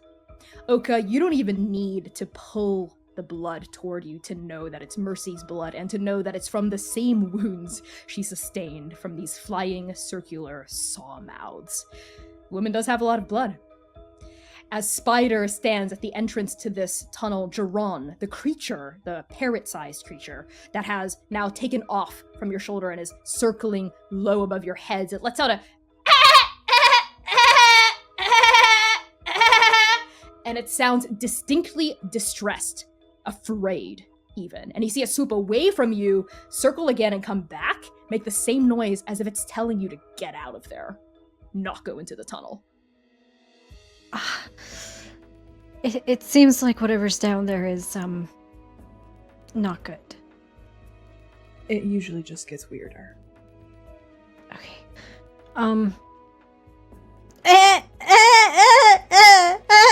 Jaran is trying to communicate that the parrot-sized creature doesn't have to come with us if it is too afraid.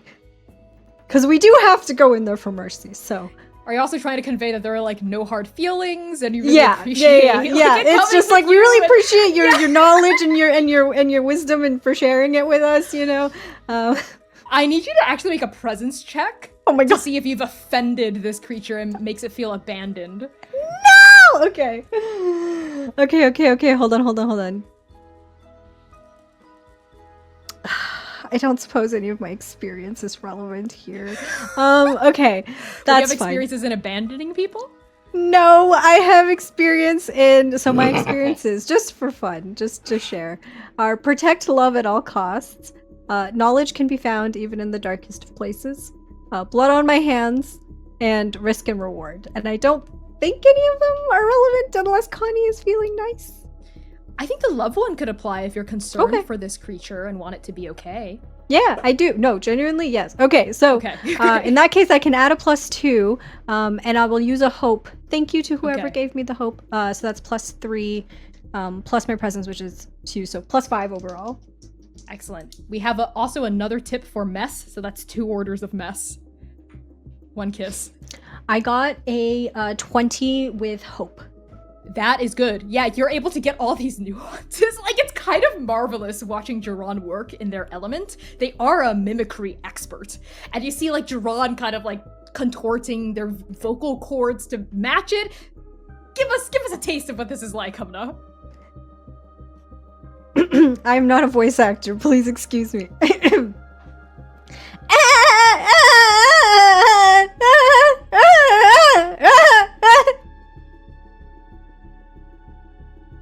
I think as this is happening, Øka has taken a few steps away from you to let you do your thing, and as they kind of are walking backwards, and I think they accidentally bump shoulders with Gentle, and almost like fall backwards a little bit, and they start to like go down a little unseated.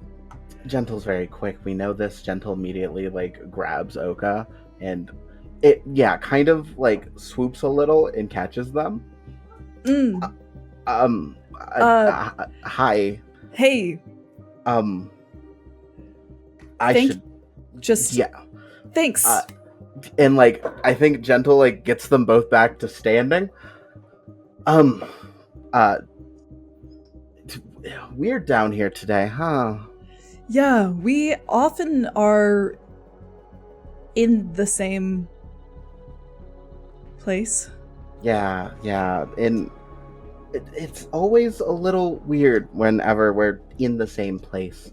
Not necessarily bad, just weird. But it's not necessarily not bad. Just it's good. It's always good being around you. So it's good. It was good. I mean, it's good. Yeah. No, it was. It's great. It was great. I mean, it is. No, it's it's great. Cool. To be Thank you. Together again. The hounds. Yeah. As you stumble over your words, because someone has donated to unlock an X appearing. And horrors and more mess. Oh my God. Øka and Gentle, I want you to tell me, where were the two of you when, you don't have to and you shouldn't describe it, but just tell me where you were in Andake. I'll let you take this, Lamda. Oh, you're vicious. Yeah, I think we were probably at, like Gentle's place / like the extended area with the Gentle Wolves. They have sort of a base now at Dabathati. It is like situated right next to a rebuilt orphanage. There's a greenhouse as well for community gardening. And Gentle does have a small separate area where they like to do, focus on some of the weirder fauna that they have seen, whether that's in the Citadel or that is from the Hole. And yeah, I think Øka had brought a gift. Yeah, I was in the greenhouse. Okay, this happened in the greenhouse? Yeah. Okay, what was the gift you brought, Øka? It was actually something from down here, a strange bloom that Øka had never quite seen before that made them feel really elated, and it made touching. I mean, it made every sensation feel really. Yeah. I thought that it could make a really good tea. Yeah, and I don't think Øka necessarily gave the proper precautions on how to properly handle the plant, and then one thing led to another and another and another. And Gentle, what are some of the plants that exist on the outside garden, not in the greenhouse itself? I dare knowing plants. See, can help. You're a farmer. Outside the greenhouse? Yeah. Some yarrow, some probably ivies, perhaps. Shrubs. Okay. Succulents. Shrubs. Okay. That sort of thing. Okay, great. As we see Øka from this memory walk into the greenhouse, right? We pull out of the greenhouse itself as we hear like murmured voices, Øka greeting Gentle. We pull out of the greenhouse to find Wuming weeding some shrubs right outside, like pulling some of the weeds out. And we focus on Wuming for quite a long time. Actually for 30 minutes, and then an hour, and then 2 hours, 3 hours as they continue to work outside, and various noises transpire behind them from within the greenhouse. And when they're done, they look up, they look toward the greenhouse, and they smile. And they say to themselves, I'm glad Gentle's having fun. Greatest wife in the world. Love Wuming so much. And we come back into the chasm, back into your bodies, back to the present. Right. Anyway. Whole time. Yeah, so what's Jaran doing, by the way? Jaran, your buddy has reciprocated your vocalizations, and you can get the sense, because you rolled so well, that your buddy is saying, hey, there are no hard feelings at all. I had a great connection with you while you were down here, but this is where I belong. I can't go into that tunnel. There's something in there. You need to be careful. Do whatever you have to do and get the heck out. Goodbye. I love you. I write down my address on a piece of paper, and so that it can send me letters through the Andake Postal Service / flowers down okay, here. This might be a bridge too far for this creature. I'm not sure if it understands common or the written word. I do it anyway, just in case. You hold it out toward it. It swoops down, and with its small folding tentacle, circular saw-like tongue mouth. It scoops up this piece of paper and it eats it. And then it back up and joins the flock. Maybe I'll get a letter from them one day. Should we go should we go inside and finish this?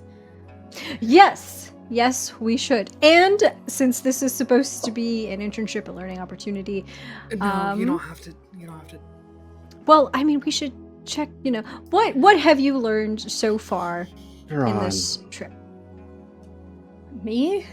Well, keeper of Scott and Nectus, I have learned quite a lot about what to do, what not to do, safety precautions to take when interacting with dangerous wild animals. Dangerous being a relative term, of course. This is their home and we are coming upon it. And, best practices for brewing tea. That's probably it. That's a lot, young spider. See, I think Loyalty, strong work ethic. I can show you how to do some of the paperwork if you would like. Paperwork. Yes. Sure, yes. Mercy does love it when I do paperwork. Are you allowed to do the paperwork? I don't know. She does tell me to make her signature happen Yeah. She does what? What does she have you sign? on some forms. Some forms I don't really know what about. Tax, I think. Yeah. Does she get into the... Registration codes for certain provinces within certain kingdoms. I feel like we will visit that later.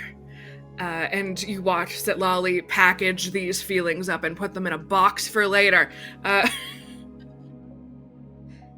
Shall we proceed? Yeah. Yes, but you do need to stop running off. It's hard to... Understood. I know that you're a dex and I'm not, but I'm a keeper and you're not. And also, let's go. Yes. Certainly, of course. Mix Goldheart, I did also want to say that one of the books that we are taught from, and they're saying this as they're walking into the tunnel and you're all kind of like proceeding together. I found one with some of your old notes in the margins, and I must say they were quite illuminating. Ah, yes. I imagine they were.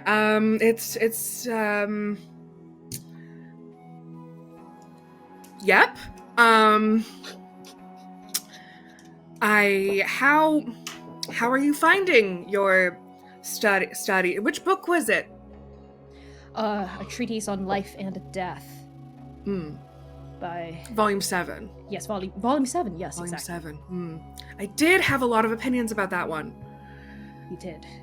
At one point, I noticed you even scribbled out some of Monk Junpei's writings and placed in your own opinions, though I do not necessarily disagree with your opinions. Well, I assume even that text will be revised, given the new theological advances we are making.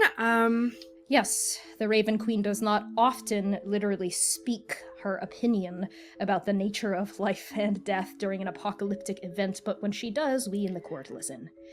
We take new information in, we adapt, and we adjust our understanding of even necromancy.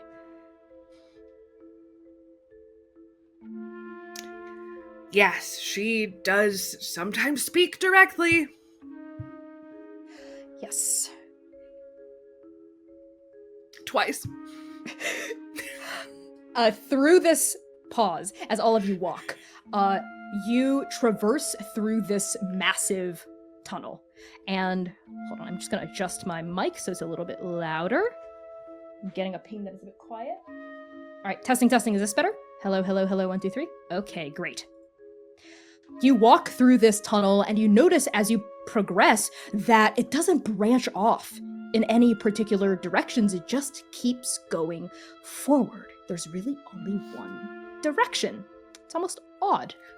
And you notice that the walls around you, they look very crudely formed, like they were hacked at really roughly and hard. It's almost difficult to tell if this is natural or creature-made or person-made. It seems slopshod, and the strange singular direction almost makes it seem artificial, but the work is not very pristine. And working as a unit, you are able to keep tracking Mercy very easily. There's no chance you're losing her here. This tunnel doesn't split off at all. But it does steadily slope downward. And it leads your party deeper and deeper into the chasm itself. And you can still see your way forward because glowing moss adorns these rough rock walls, lighting your path very clearly. And you travel for quite a long time. 10, 15 minutes at least, just walking, talking, going down, going down, going down. Though time is funny down here. It's so difficult to tell how quickly things pass, because the blood you noticed, Øka, was only 2 hours old, not 4 days. And that's when you all see her. Mercy stands at the end of this tunnel, her back to the four of you. She is wearing a loose-fitting collared shirt with sleeves rolled up to the elbows, exposing muscular forearms. She's in her leather pants era, and unfortunately, they do make her ass look amazing, especially when she's wearing her combat boots, which she is right now. Her red hair is not in the iconic Mercy ponytail, but cut short, a decision she made about 2 years ago. Now it falls in a kind of shaggy wolf cut around her tusks, shaved messily on either side, and her longsword is strapped to her waist as usual, and her classic black leather eye patch covers one eye. She doesn't notice your party approaching her because she's a little preoccupied, and it's very obvious why. She is standing in the center of a semicircle of 5 of those fungi pillars. 2 are on either side of her, to her left and her right, and there is a tall one that she's facing in the center. The one on the far right is actually rather small compared to the rest and rather stubby. And all 5 of these pillars are huge, like 20 feet tall. But unlike the other ones outside, none of them have holes. However, the tallest one in the center that Mercy is facing does, however, have a metallic band around the center of its girth, and set in the middle of that band is a glowing gemstone. And the light it emits is pale but radiant, a kind of steady blue. And in the depths of this gem, all of you can see images playing out. You see Mercy inside this gem, a vision of Mercy surrounded by all of you, except you're all laughing at one of her jokes that she just told and clapping her on the back and giving her mugs of beer. And the real Mercy is standing there, arms crossed thoughtfully in front of her chest, nodding in approval at this image. And she's kind of musing out loud. Yeah, okay, that's pretty good. Okay, now show me Øka saying, I was right about everything. And sure enough, the images change. There's a swirling of mist. And now we see and hear a vision of Øka saying, Mercy, you were right about literally everything. I was wrong about it all. If I just followed you from the beginning... Yeah, that's right. Everything...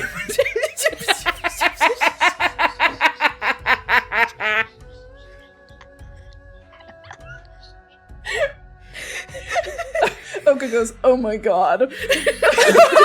Mercy whips around. And the kind of vision of Øka just keeps playing, trapped almost like it's looping on that same phrase, you were right about everything, but it kind of Mercy, turns you to were right background about noise. everything. What? Øka! Citlalli! Jaran! Gentle! Spider! Whoa, hi! Hello! I didn't expect you here so quickly. Mercy, it's been 4 days. What are you doing? What? It's barely been like an hour. What do you mean, what am I doing? Why are you bleeding so much? I'm fine. And as she turns around, you do notice that her arms are all cut up. Like, you can see distinctly circular saw-tooth-shaped marks all over her body. And her back had also been kind of bleeding a little. Her shirt was a little perforated with it. I'm fine. It's flesh wound. You know, they're like lampreys, those suckers. It bleeds more than it is. It looks worse than it is. Baby girl, we talked about this. Talked about what? Well, the whole... I'm fine. I'm not overcompensating, Citlalli, nor am I trying to do something rash just when I'm feeling upset or threatened. I did this for... She pauses on the word you. It doesn't quite come out, but all of you can sense she wanted to say, I did this for you, toward you, Citlalli. But she pauses. All of us. I did this for the Hounds. Did what? Exactly. I was gonna come down. Well, you kind of ruined the surprise. I was gonna come down here to the Ukhliin, do something amazing, something incredible, something truly heroic. And that would restore the Hound's good reputation in the eyes of the Andake Business Bureau and everyone else, the Council of the Eight, every single kingdom in Andake. And it would maybe make Jaran shut up about his hole for once. If someone else did something with this hole, and maybe prove to you, Øka, that maybe, you could shut up a little bit about this hole too. Because maybe you're not the only one who knows everything about this hole. I think it'd be good for other people to know things about this hole. And Gentle, I think it'd be good for you, because it'd prove that we're relevant. The Hounds are relevant. The Gentle Wolves are a subsidiary, for crying out loud. And it doesn't make sense say that on the sign. Exactly. It is a good reminder that the Gentle Wolves are a subsidiary of the Hounds of Mercy, and that the Hounds are a worthy entity to be a subsidiary to. And I really didn't know you were gonna be here, Spider. This really has nothing to do with you. In a negative way. I mean, there are things that should do with you, because you're an intern, and you should be involved in Hound's intern business. Mercy, if you wanted to help me get approval for an expedition to come down here, we could have talked about that. Oh my god, going your by yourself. expedition! Your damn expedition, Jaran! That's all you've been talking about for the past 3 years. Probably even more than that. Well, Øka just keeps coming down here. What? Me? Well, yeah, I come down here because I... Go on. But the two of you are obsessed with this damn hole. I guess I just wanted to see what was so special about it.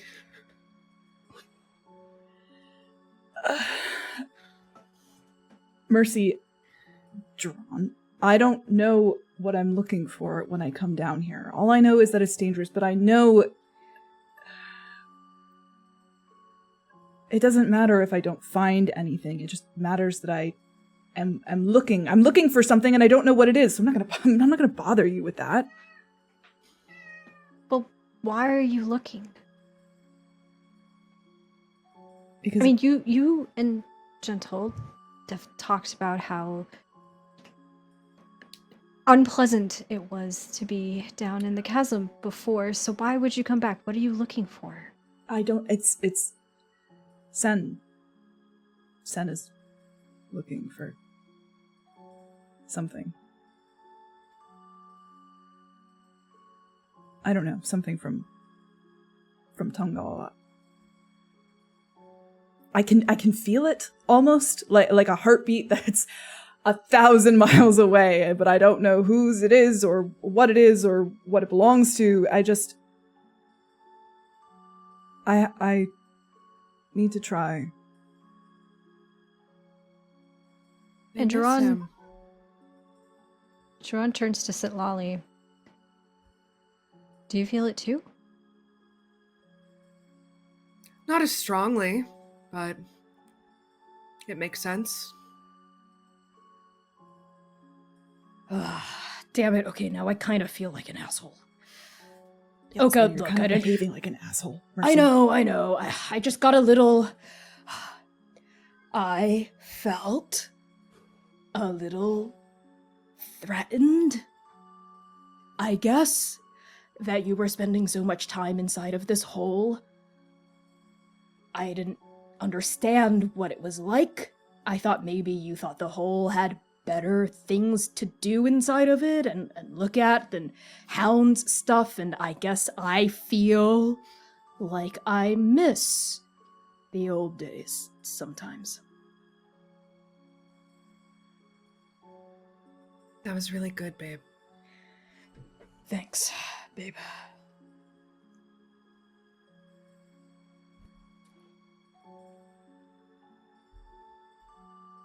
Thanks. That was actually pretty good.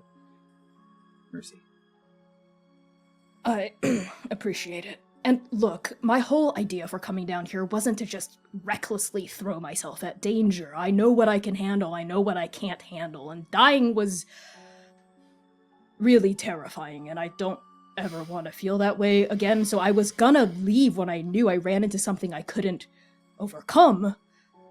Those flying things, did you encounter, like, how did you get away from that so fine? Yeah, I don't see any cuts or bruises on any of you. God, those little things are so annoying, aren't they? Anyway. They're our friends. What? Oh, of course they are. I didn't know that they would be so protective of their fungus trees. I cut off a few chunks because it smelled really good. They taste really good too, actually. How did you... Jaran, you need to stop putting oblong objects in your mouth. I'm always Just saying this. willy-nilly. I know. Did Shepard told... Never mind. Shepard told... Anyway.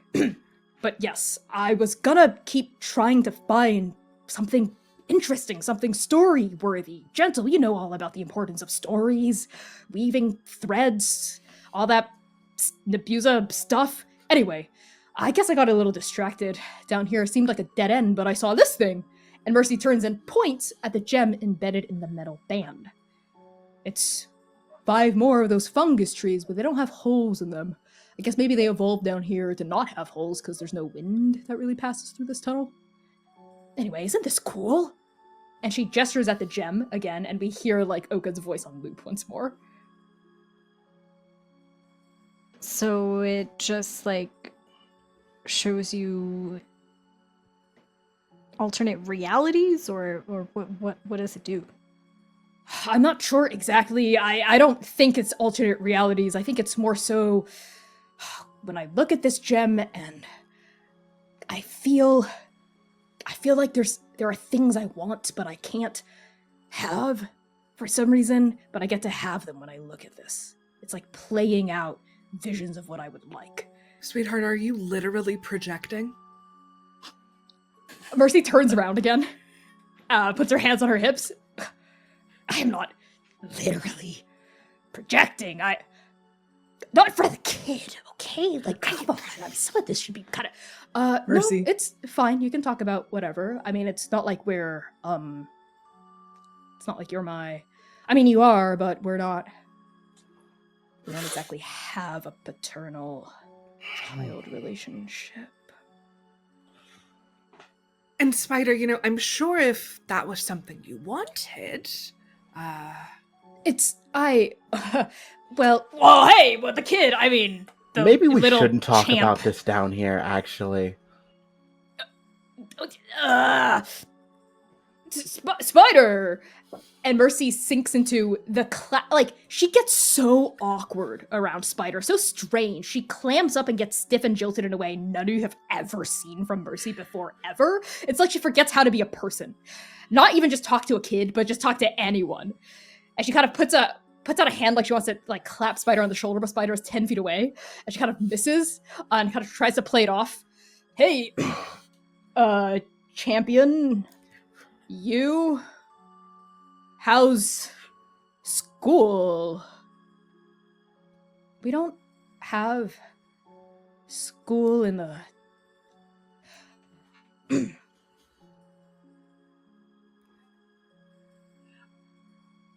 Øka is watching in complete abject horror. They had something to say, and it died in their mouth as this started happening.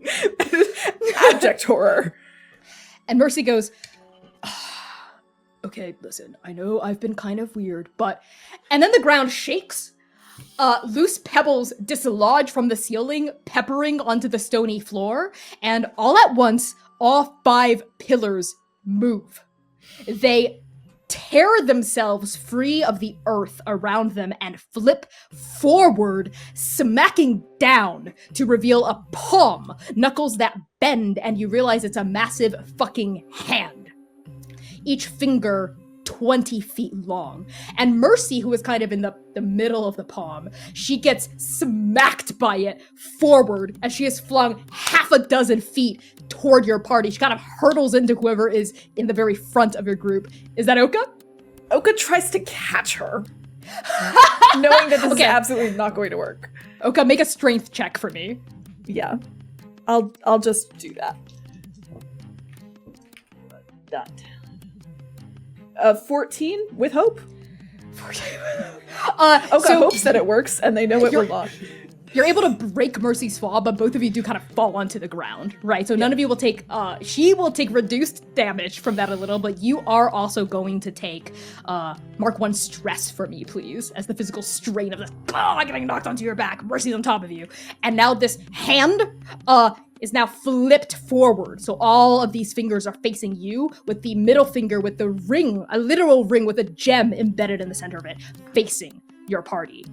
And then it starts to move toward you, crawling over the ground with its fingers. And now we are going to start combat. So we're fighting a hand. Yeah, you're fighting a hand. It's like a disembodied hand. Yes, exactly. Some sort of finger creeper over here. Exactly. At the start of combat, as you all know, each of you has 3 actions. You can do this in any order. Anyone can do anything. But every time 3 actions are made, I get to go. Yes, Jaran. I was going to request if I can go first because I have something that might help everyone else. Yes, absolutely. If everyone is cool with this, let's do it. Quinn, are we okay with that, or do you Yes. do either of you Yes. want to go first? Okay. In that case, just a quick clarification for myself. It's just Mercy and Øka that are bound by the hand, or is it everybody? They're not under the hand. The hand kind of like the force of it flipping itself forward. Created like a dome around them? No, it kind of just flung Mercy forward. No I one's see. trapped underneath Gotcha. its fingers yet. Gotcha. Okay, Yeah. gotcha. Heard. As this creepy ass hand comes towards us, I think Jaran springs into action. As we all know, Jaran is a professor of entanglements and has been studying, alongside Shepard's help, oblivion-based magic for quite some time. Shadows, the end of all things, the nothing that makes everything, and also it's all a lot. But Jaran has been studying it, and so I think what he does is he kind of takes his hands, particularly the one with the prosthetic, that allows him to cast magic, and he takes one of the lotus petals off of his prosthetic arm and waves it up into the air in front of him in this sort of like runic kind of motion.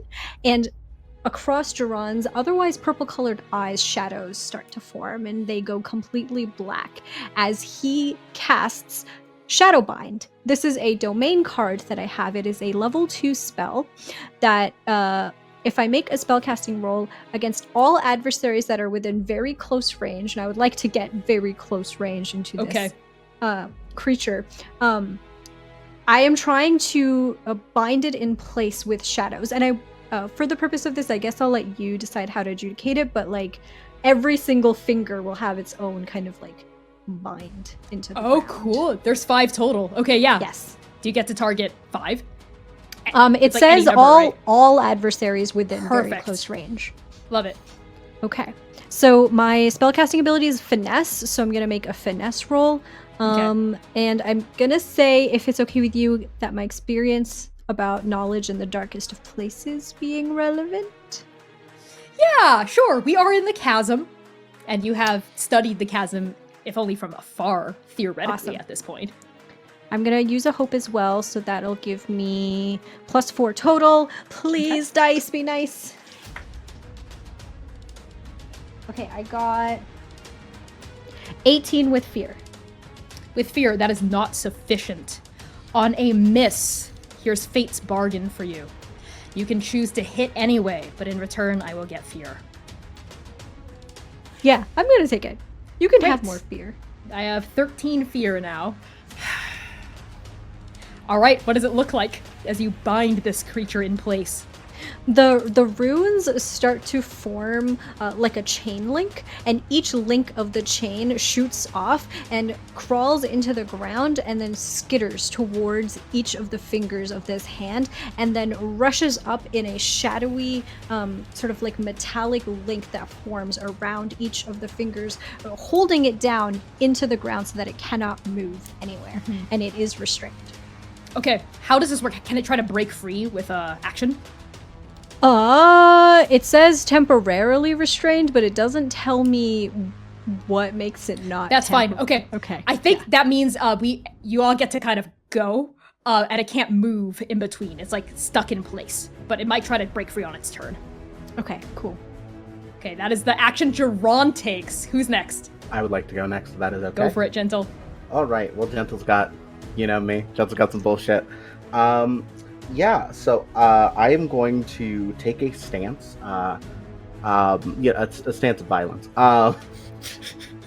I'm going to take a stance called infuriating, in which I'm going to try to make this thing very annoyed with me. I think to attack it, it's the 2d12 as well. Yes, 2d12. Everything is 2d12 unless Cool. it's rolling damage. Can I add my experience as a monster hunter to this? Yes, absolutely. Beautiful. Would infuriate basically aggro you? Like it would. Yes, it'll take Targeting? a Okay, minus got it. 2. It'll be vulnerable and take a -2 to attacks, for attack rolls that it does, Okay. and that only gets cleared if it hits me. So Got it. Okay. yes. So yeah, no, I'm going to try to hit this. I'll also use a hope, I guess. Why not? Sounds good. Okay. Ooh. Okay. Good roll so far. Okay, that is. Numbers are hard. I'm so sorry.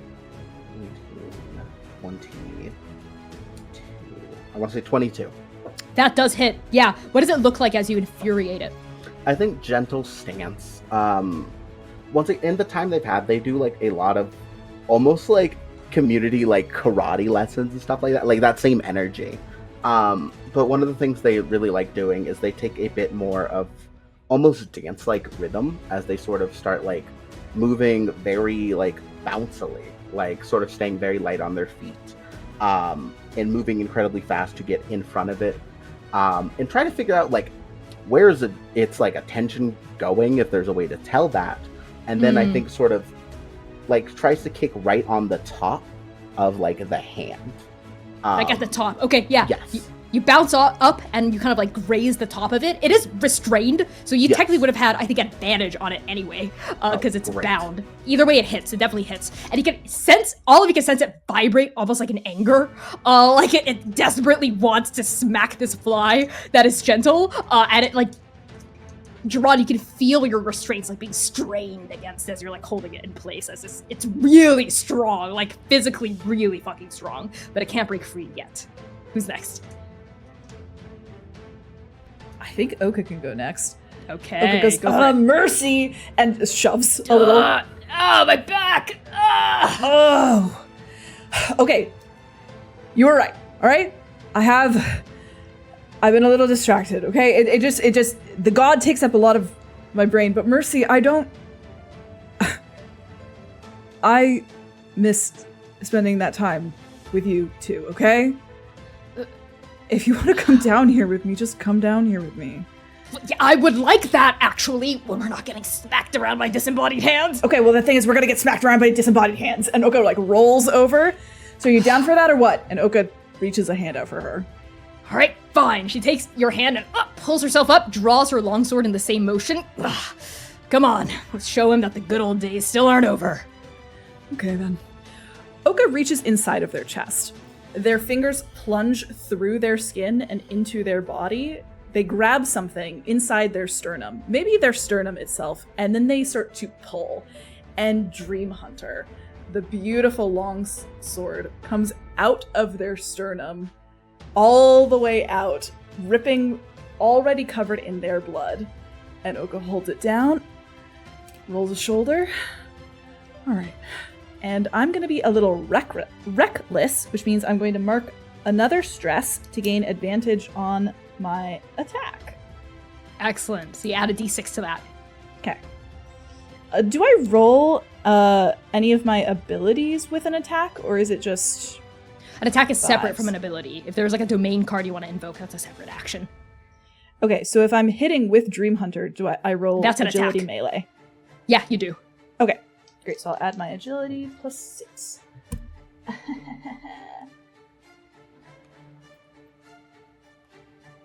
Unnatural. Well, I guess it's not. 20? That hits. That just hits. Yes. Where are you targeting it? One of the fingers. Which one? The one with the ring on it. Okay, are you cutting above or beneath the ring? They're gonna kind of stab down, like they're gonna ride. You're gonna I can't say ride that. its middle finger. Yeah, I'm gonna ride the ring finger. You asked. I also, this particular feature of Dream Hunter now has the painful feature. Every time I make a successful attack, I mark another strain. Okay. So Øka's nose starts to bleed as they plunge the sword out of their chest and into the finger, leaping up and on it. And my damage, I should have gotten more dice, is 2d20 plus 7.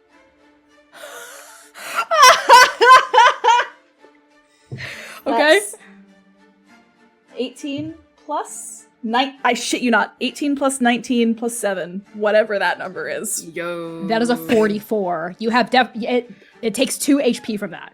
Because there are damage thresholds here. So that crosses its minor damage threshold, but does not cross into its severe damage threshold.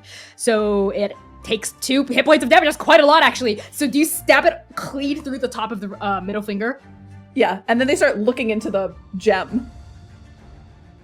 Yeah, okay. As you peer into the gem, you see your own face reflected back at you. And this thing, if it could, like, writhe in pain, it would. But it's literally bound in place right now. And now it's this thing's turn.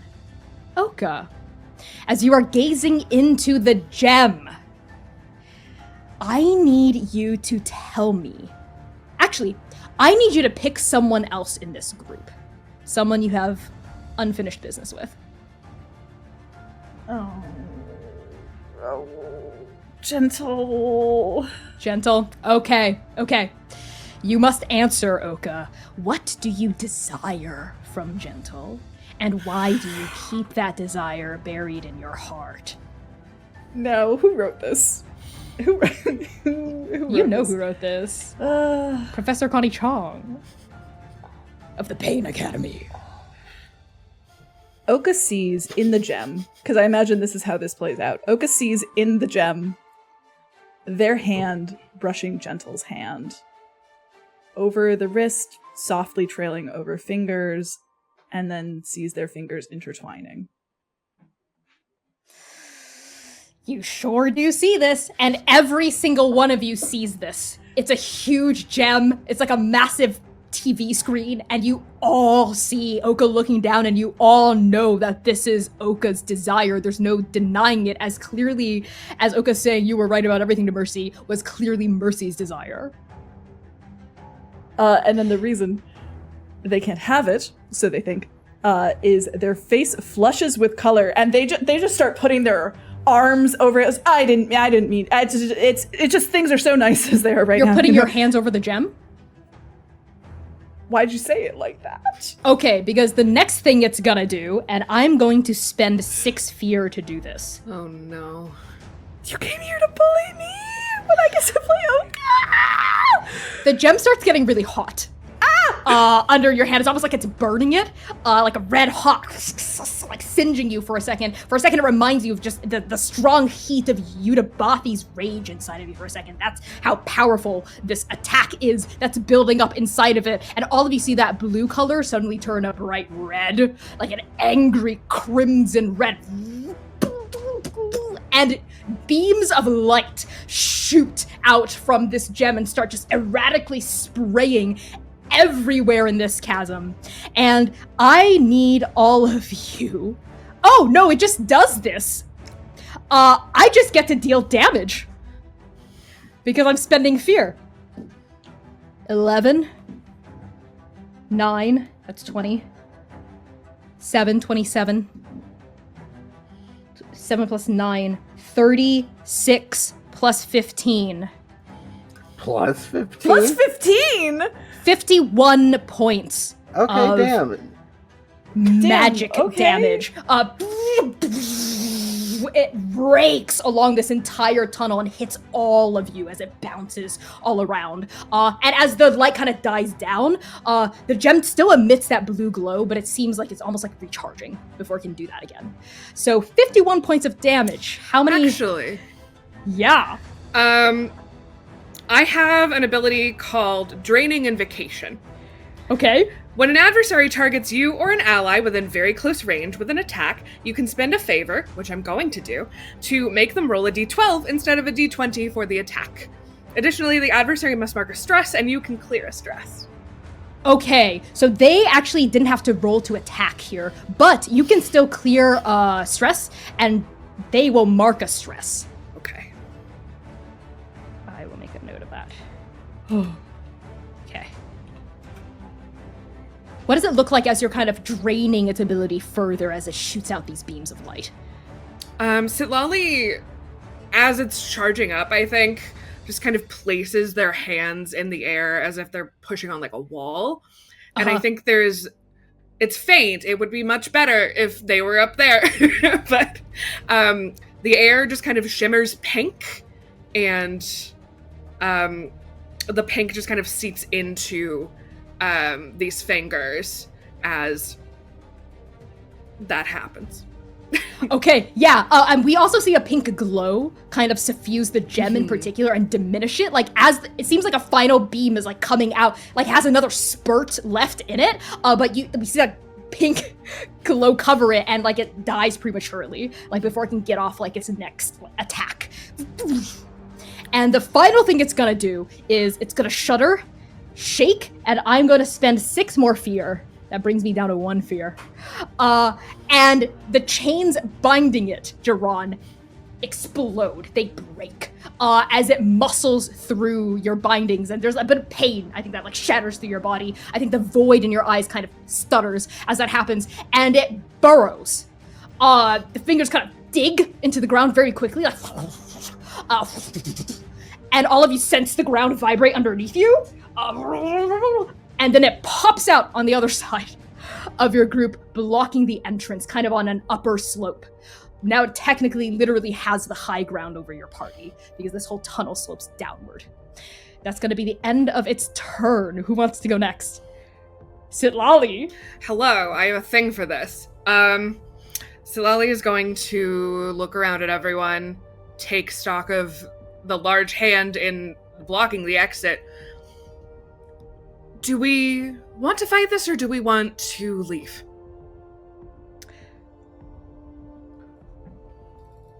I'm in the leaving camp. Fuck this hole. Fuck this hole. And Fuck this hole. Citlalli is going to cast Spectral Mist. Let's see. On a success, spend a hope to create an eerie mist that gathers around you and any targets within close range. I think everybody's in close range. All affected creatures become momentarily incorporeal, allowing them to move through a solid wall. This effect lasts until you've passed through the wall successfully. So, I do have to roll for that. Okay. How many fear do you have? How many fear do I have? 1. Okay, I get to add that. Okay, I had 13. I know, Oh, yeah. I know, I counted it That's go okay. down. Oh, that's okay. And that's, do I add presence to that? Yeah. Are we treating the hand like a wall? Yes. I love it. Okay. So, I got a 12 with the fear die, if that matters. Oh boy. But well. when I succeed with fear, I can mark 2 stress to keep you from gaining a fear. So I'm gonna do that. I was ready for you, Connie. Damn, you Queen were was prepared. like, An how can I anti-Connie make Connie build. mad? Prepared. Okay, so that's I succeed. 12. 30, that's a 19, and I needed a 13 to succeed. Oh my So- god. Yeah. How does it look as everyone turns incorporeal? Citlalli is like physically grabbing and pulling at whatever little bit of the weave she can, almost in like a little weave bouquet, and she just focuses in on it very hard, and pink and purple light, just kind of soft light, spreads across the group in almost like a bubble, and then things get kind of weird. In that everyone becomes kind of this like misty. I love it. You can't attack like this, right? But you can phase through objects. Yes. Okay, cool. Yeah, all of you suddenly feel very misty. You can look through your arms and limbs to the other side of the rock wall all around you. It's like you've become one with the fog inside of the chasm itself. You don't feel entirely tethered to the now, but you're not slipping into the ethereal or the after for sure. This is a temporary state. And all of you can move through the hand in this moment if you would like. I have a question. Yes. All right, so most of the hounds are okay with not engaging with this. Where's Captain Overcompensate at? Well, Mercy was also targeted by Citlalli's mist beam, right? Yeah, that doesn't mean Mercy cares or listens. That's this is what true. I'm afraid of. Mercy has her longsword drawn. She looks down at her body bathed in fog. She goes, just let me get one good hit in. Do you miss me, babe? Do you miss me? Can you do it on the other side of it? Okay, fine. Ooh, Great, or maybe great. in the middle of it, I could like really slash through I it. don't think it works like that. I'm making When I things get up as I stuck go in it? along. Okay, got it. Yeah. All right. Come on, hounds. Maneuver number 3. Sub maneuver heading number 4-1. Did any of you read my memo recently? I've been trying to categorize our maneuvers into memos. Man, I knew the fucking Andake Postal Service was losing my mail. You too? Damn it. I meant to, but we had a ribbon cutting ceremony. Oh, Gentle, I'm trying to get over the whole insecurity overcompensating thing right now, and that is not making it very easy. I was gonna be honest. I We're didn't gonna want to lie to you. We're gonna have a very full session when we get back. Yeah, we definitely are. Not with Jikyat again. No. No. Okay, fine. Come on, hounds! And Mercy rushes forward, not to sabotage the plan, surprisingly, but following what everyone else is doing. She does cast a glance over at Spider as she says this, kind of like a weird, awkward look, almost like, are you gonna be impressed by this? And Spider had drawn their hand back. A long blade of shadow had popped out of the beak of that raven skull on the back of their hand that they retract as they also turn misty and they nod. They dash forward. And as all of you run forward, yes, Øka. Connie, can this be really will you be so nice to us and make this super extra cool, because we did just hit $1,000. Oh my god, we did! Yeah, we did. We fully Oh my did god, just hit that's amazing! $1,000.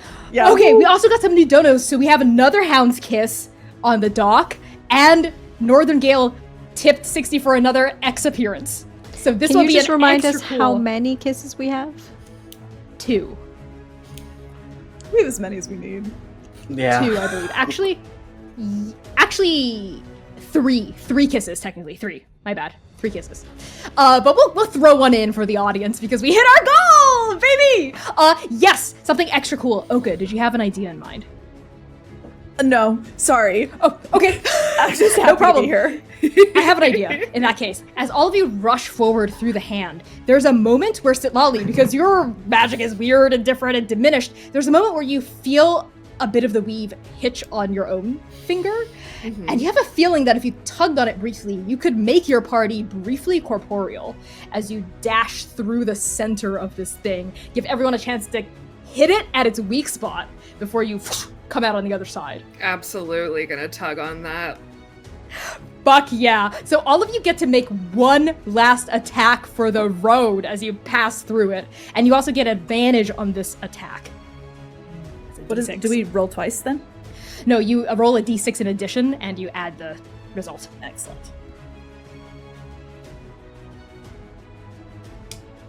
My hand. You don't like my hand.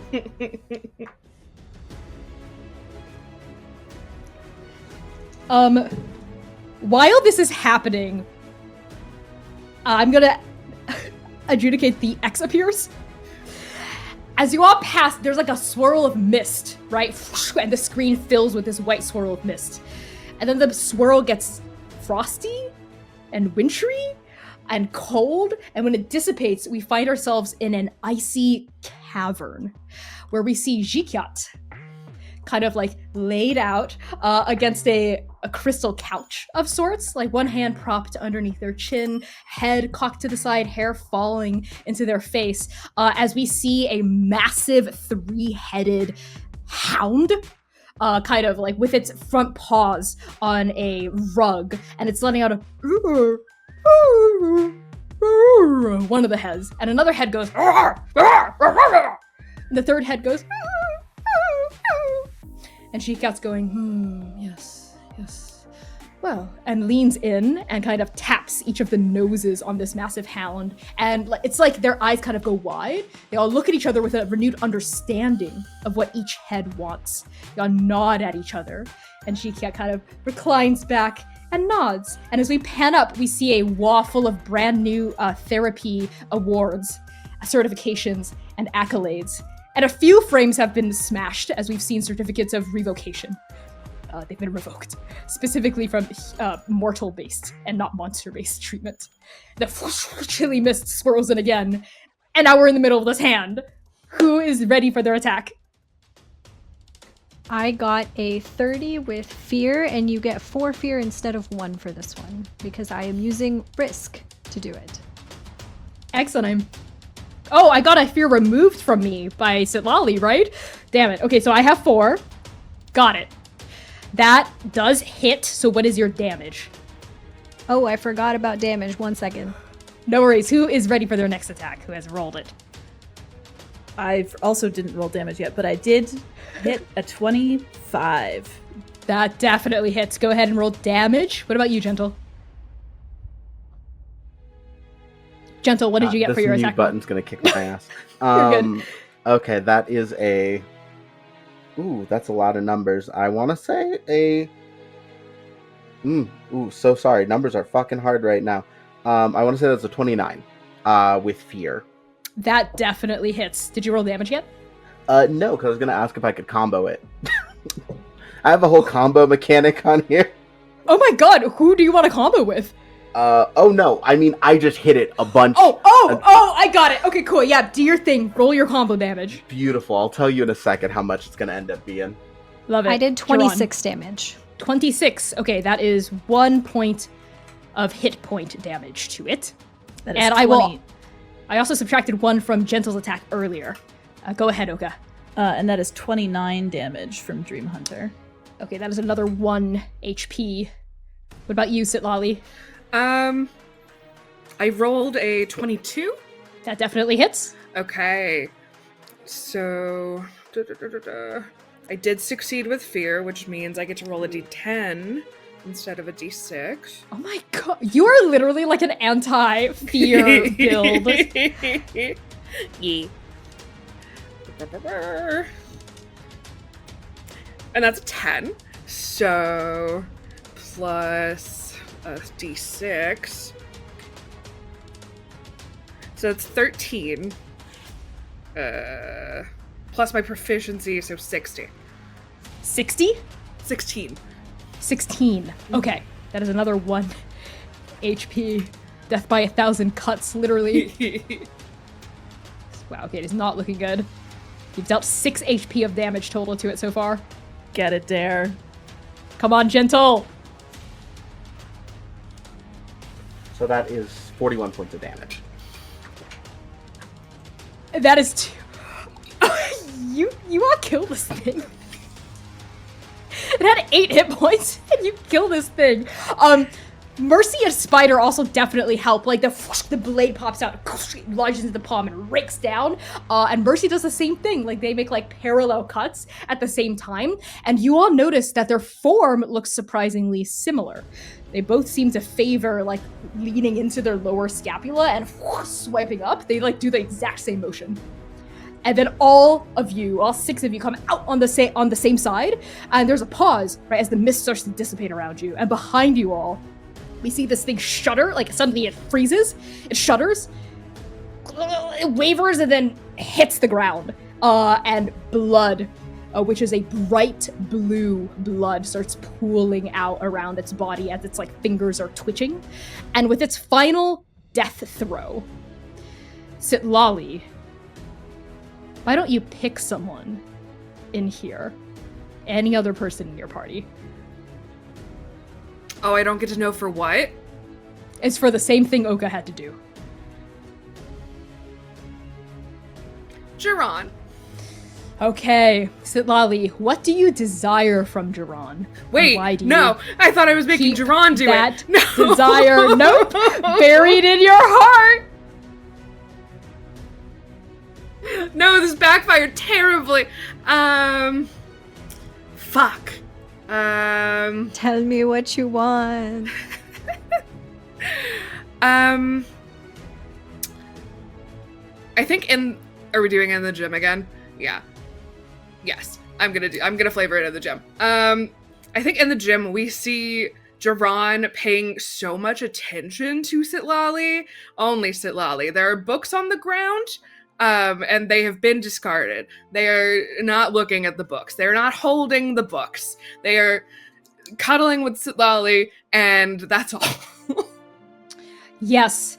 Technically, its gem is turned away from you, but as it's doing its death throes, it kind of twitches on the ground, and it convulses its fingers backward, kind of like flips backward onto its back, like a poor horseshoe crab flipped onto its shell. And you all see this playing out on the gem. As that final light pulses, you see Jaran lavishing attention, lavishing care on Citlalli. All of those books, the studies, secondary, not the priority here, but spending time with Citlalli is the priority. It flashes and flashes, and then it fades as this creature dies. And you all are left staring at your own darkened reflections.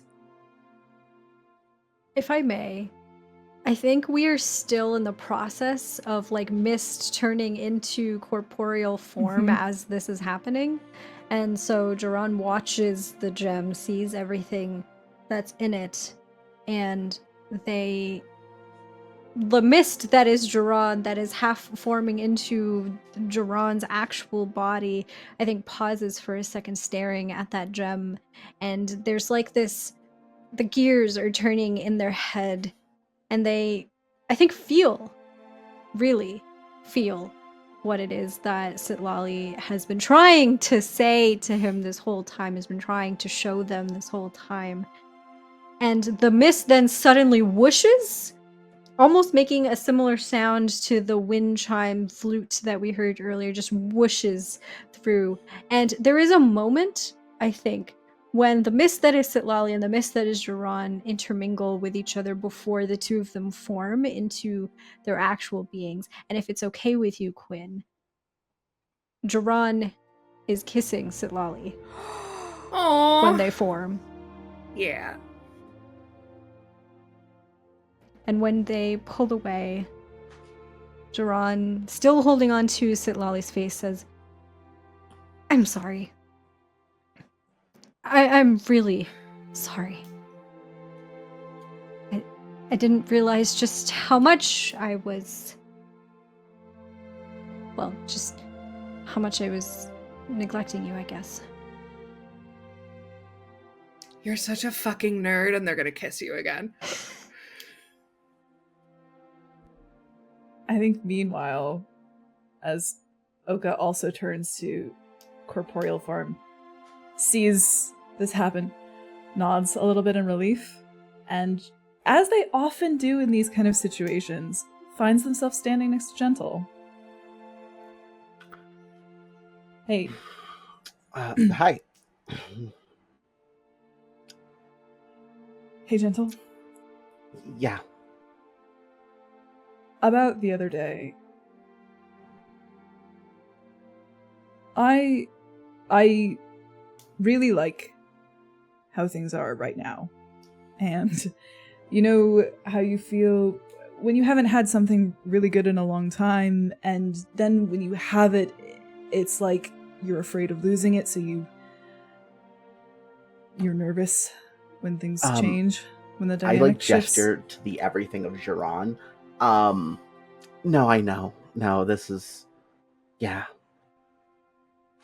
Yeah, but if I am going to listen to Sen when they pull me down here, then I should also listen to Sen now, I think.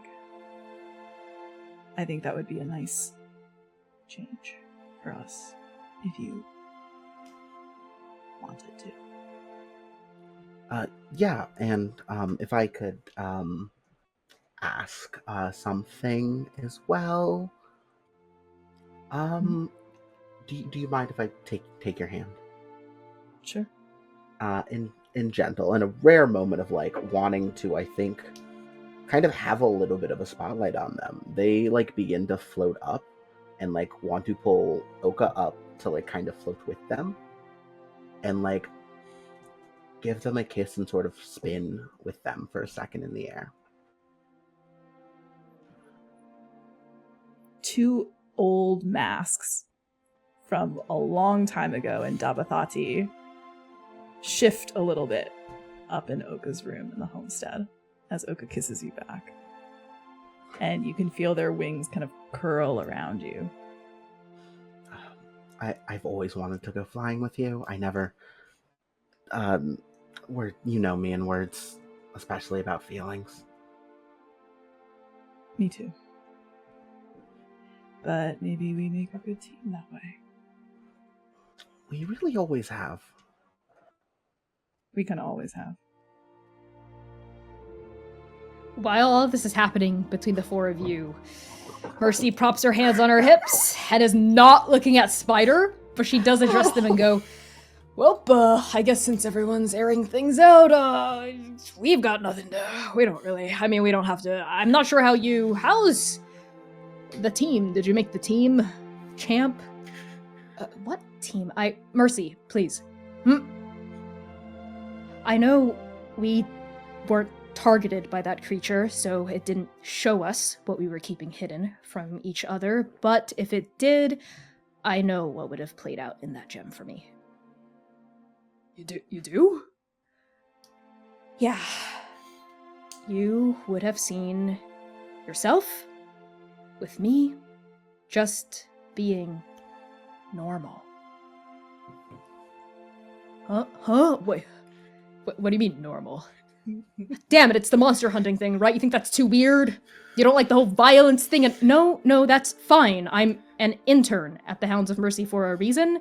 Not just because I have to intern at a different organization from a different country every season, but because I wanted to get to know you, Mercy, outside of the context under which I've known you, which is you coming over and being super extremely strange around me and asking questions that I've never heard of and don't know how to respond to. I just want to get to know you. And maybe if we actually click as people, maybe we could be friends or like a parent-child. I don't know. Just we at least need to be able to start.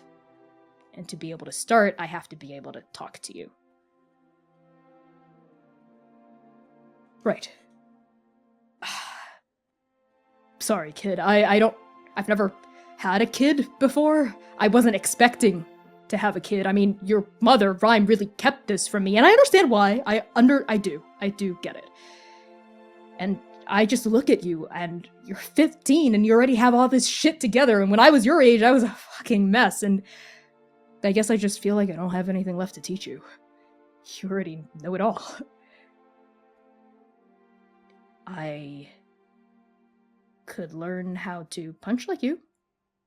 I don't really know how you throw that haymaker. Okay. Yeah, maybe we'll throw the old haymaker around in the backyard. Yeah, see, that's what I mean. You're getting weird again. Got it. I understand. And Mercy softens and offers a real smile to Spider, not a strained grimace. Spider offers a real smile back. We pull down... Sorry, go ahead, Øka. I think as we're all headed out, there's a brief moment as we're starting to probably patching the wounds and heading back up toward the top of the chasm, up those stone bridges, that Øka pauses kind of at the mouth of this cavern, and they look away. And that expression comes over their face again, that pulling expression, that listening expression, that wanting grief that doesn't even belong to them but sits inside of their bones. And they blink, and then they turn their gaze back to their family, the people they love. And it softens. It softens the grief.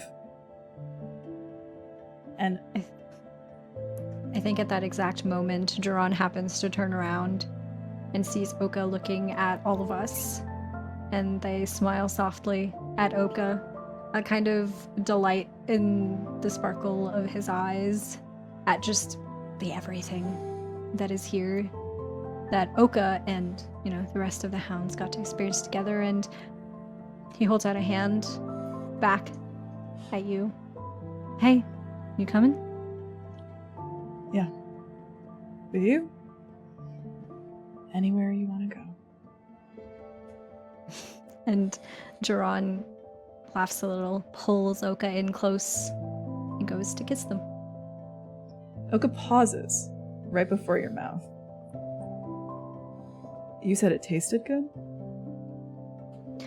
Weirdly good. Very strong. Let me see what I think about that. And Øka leans in, and they kiss you. Øka, today is not the day where you reach Tungal again. It is not the day where you and Sen and Shepard are able to breathe life, if that's even possible, back into that desiccated, forgotten, gone plane. And as you surface out of the chasm, there is that grief still within you from Sen, and you feel it, Citlalli, ringing through your connection and resonance with the Paragon. But Sen also feels reassured. Because you have time, Øka. There's time enough to do all of this. To have it all. Shepard's homestead is as warm and cozy as we each remember it. The windows are open in hopes of enticing a stray evening breeze. The herbs dangling from the rafters smell fragrant and good. But perhaps one of the most reassuring things is that your magic, your power, is back. Now that you're no longer inside the trenches of the Ukhliin, you feel more like yourselves, more settled, more centered. And when your party enters the cottage, you see that the table is already set for 6. Shepard himself is bustling in the kitchen, humming some long-forgotten tune as they prepare the final touches of your dinner.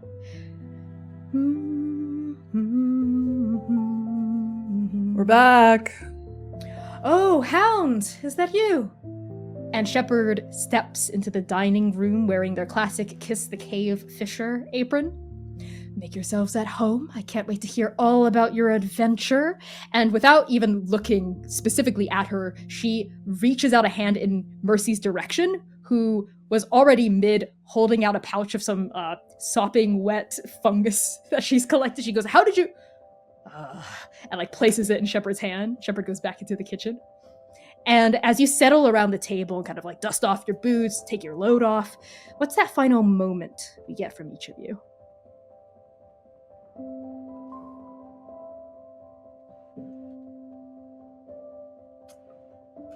I can go. Go for it. It's gonna shock you. It'll astound you. I think whenever Gentle comes to visit the homestead, if Shepard is making dinner, she knows. Wait for Gentle to do the tea. Gentle will always handle the tea. Does not matter, precept or not, can't quite get it the same way that I do. And I think Gentle has mugs specifically for everybody by this point. Ones that they have tried to spend more free time doing things, so they have made them themselves. And I think as she goes through giving everyone a different mug, each with a flavor profile suited for them, and gives, I guess at this point, Citlalli, Jaran, Øka, all a little kiss with the delivery of each mug. Gives Mercy just a little hug saying, I promise it's okay. The wolves would be nothing without the hounds.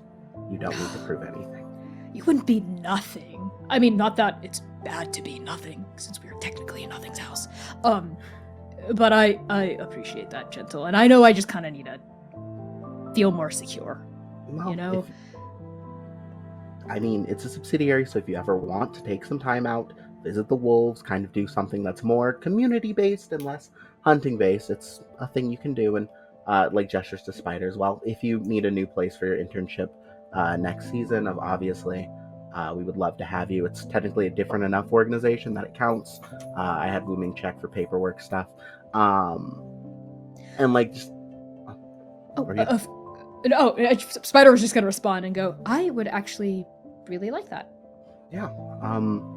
It would be wonderful to have you. I will say, my son Bud will try to tell you about other food. Like, you need to give him more food. Don't listen to him. He's sweet, but being a dad has made him a problem. He really tries to be a brat still. But yeah, I'm just glad to have you part of the Hounds, flaws and all. Understood. I'm starting to feel that way too. And yeah, Gentle sits down. We pan across the table to find... I think we find Øka for a moment. And the warmth of their home, because that's what this place is. Shepard and Øka's most of the time. Feels like home. And Øka relaxes. Their head is kind of resting against Jaran's shoulder. And then they lift it for a moment as if they're remembering something. Did you... I almost forgot. Are you finally done with that, proposal? Which one? For the council? Yeah. I think after today, I'll have everything that I need. They can't say no. Jaran, Yes, my love. I love your mind. I love what you do with it. But whatever this is, it's okay. It's okay as long as we're together. As long as we're here. I don't need you to fix anything. I just need you to enjoy living. With me. And I need you to live with me. And Øka presses their hand against Jaran's heart. Have you ever felt me waver? Ever once? No. No. Then you have nothing to fear. I'm glad you and Citlalli made up. Me too. I think we could probably talk about the break. I think you probably should. Yeah. But first, if you don't mind. And Øka kind of stands up, makes a show of like stretching, and then on their way to the kitchen, leans over the seat that Citlalli is in as though they're coming in to have a quick word and a remark. But they just look down at the second of the Hounds of Mercy, and they smile. Have I ever told you how much I enjoy watching you do magic?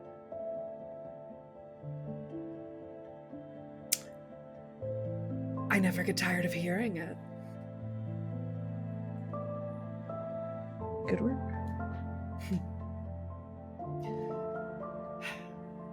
When things settle down a bit here,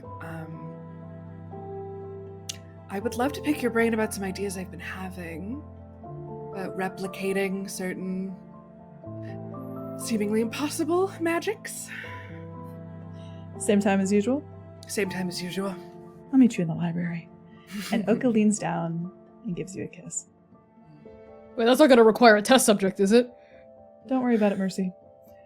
Got And it. Øka walks into the kitchen, and you can hear their laugh kind of coming from the other room as they look over Shepard's shoulder and help put the final preparations on the meal.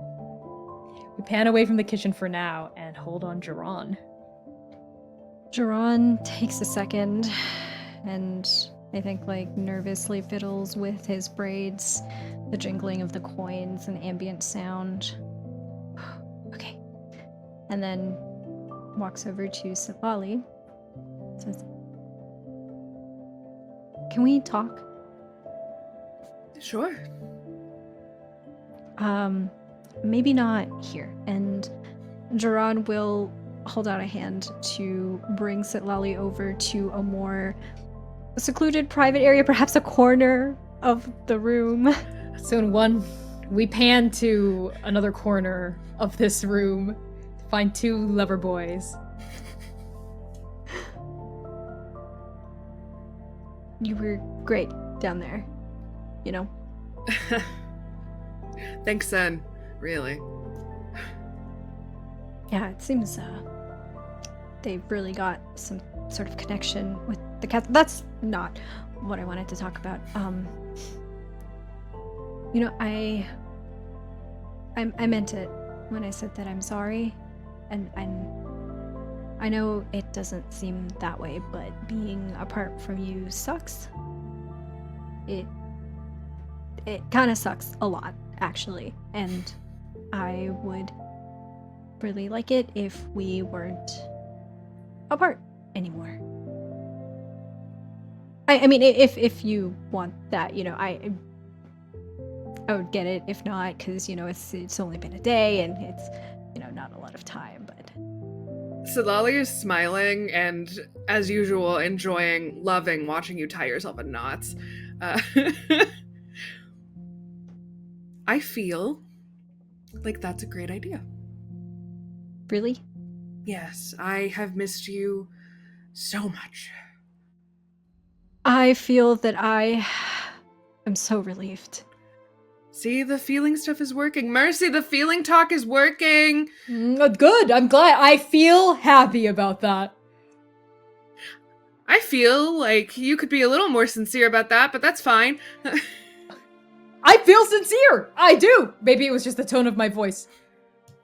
I apologize and I validate that Okay, you I'm gonna are... let you two do this. Yeah, and Jaran will, I think, leave the room, leave and let Citlalli and Mercy continue this conversation, and they're just gonna join Gentle and help Gentle with the tea, giving it out to everybody, putting a hand around Gentle's waist and kind of holding them close.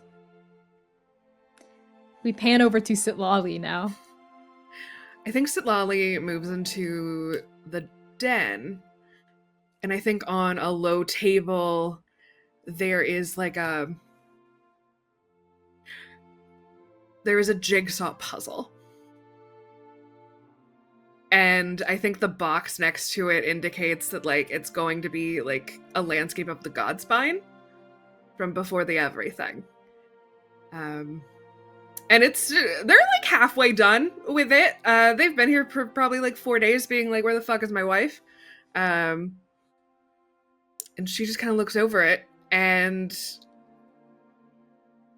remembers the last time that they were in this house for an extended period of time and how different she was then. And their shoulders are a lot looser. They're not pacing. And she settles in to get to work. Citlalli, it is Mercy who comes into the den to let you know that dinner is ready after a few minutes pass of you working at this puzzle. And she places a hand on your shoulder as you're kind of clicking another piece into place. Hey, that's looking pretty good. Thank you. I had a lot of free time while you were down there. Right. Listen, about that. And she kind of kneels down on the other side of the table to look at you. I did go down there to prove something. Old habits die hard, I guess. Yeah, I get that. It's just that all of you, the Hounds, you are the closest thing I've ever had to a family. To people who loved me for me. Ravi was the first person who... It's just been hard. Everything I've been through, everything we've all been through, they leave scars, you know. Not just on the body, on the soul, on the heart. Mm-hmm. And those scars are... They're alive, you know? They make us do things, but we always have a choice, I guess. How we act and how we respond, and... Look, I know I'm getting up there in age. I know I'm on death's door. She kind of laughs at that, not really taking herself very seriously. Mm-hmm.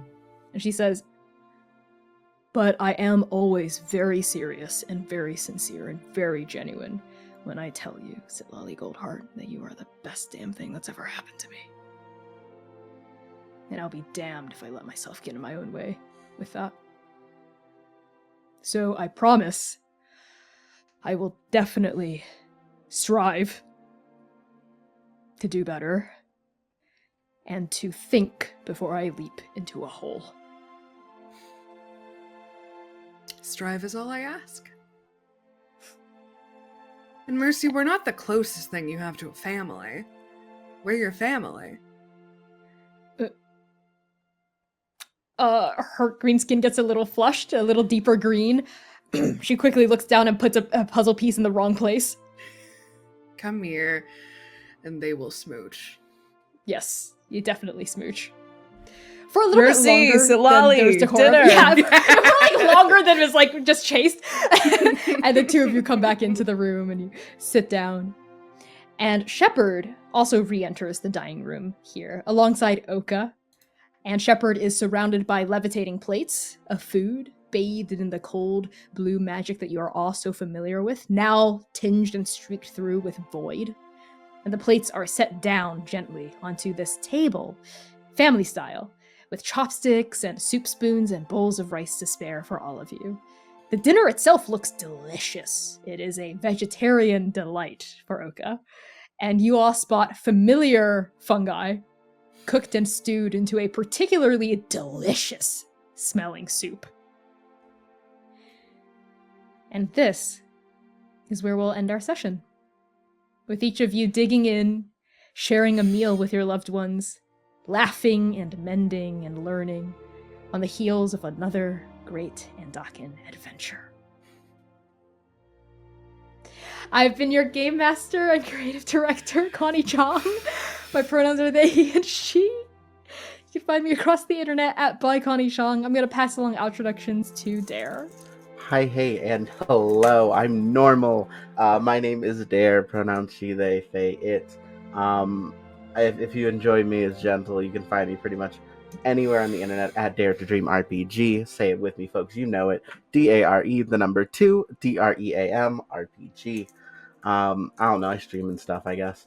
But allow me to pass it to the greatest things the Hounds of Mercy has ever given me and will ever give me, my beloved partner, Quinn. I'm normal. Hi, I'm Quinn. I have been your Citlalli for the evening. If you want to see more of me, go to Blue Sky and put Quintastic with 3 N's in there, because I don't go to the hell site that is formerly known as Twitter. I stream and stuff, and I'm trying to do that more. I'm around. I make weird games. I write a lot. Yeah, this was really good. Hamnah. It's me.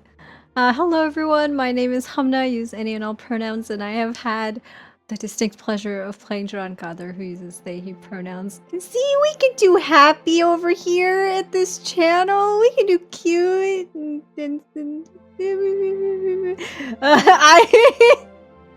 I'm normal.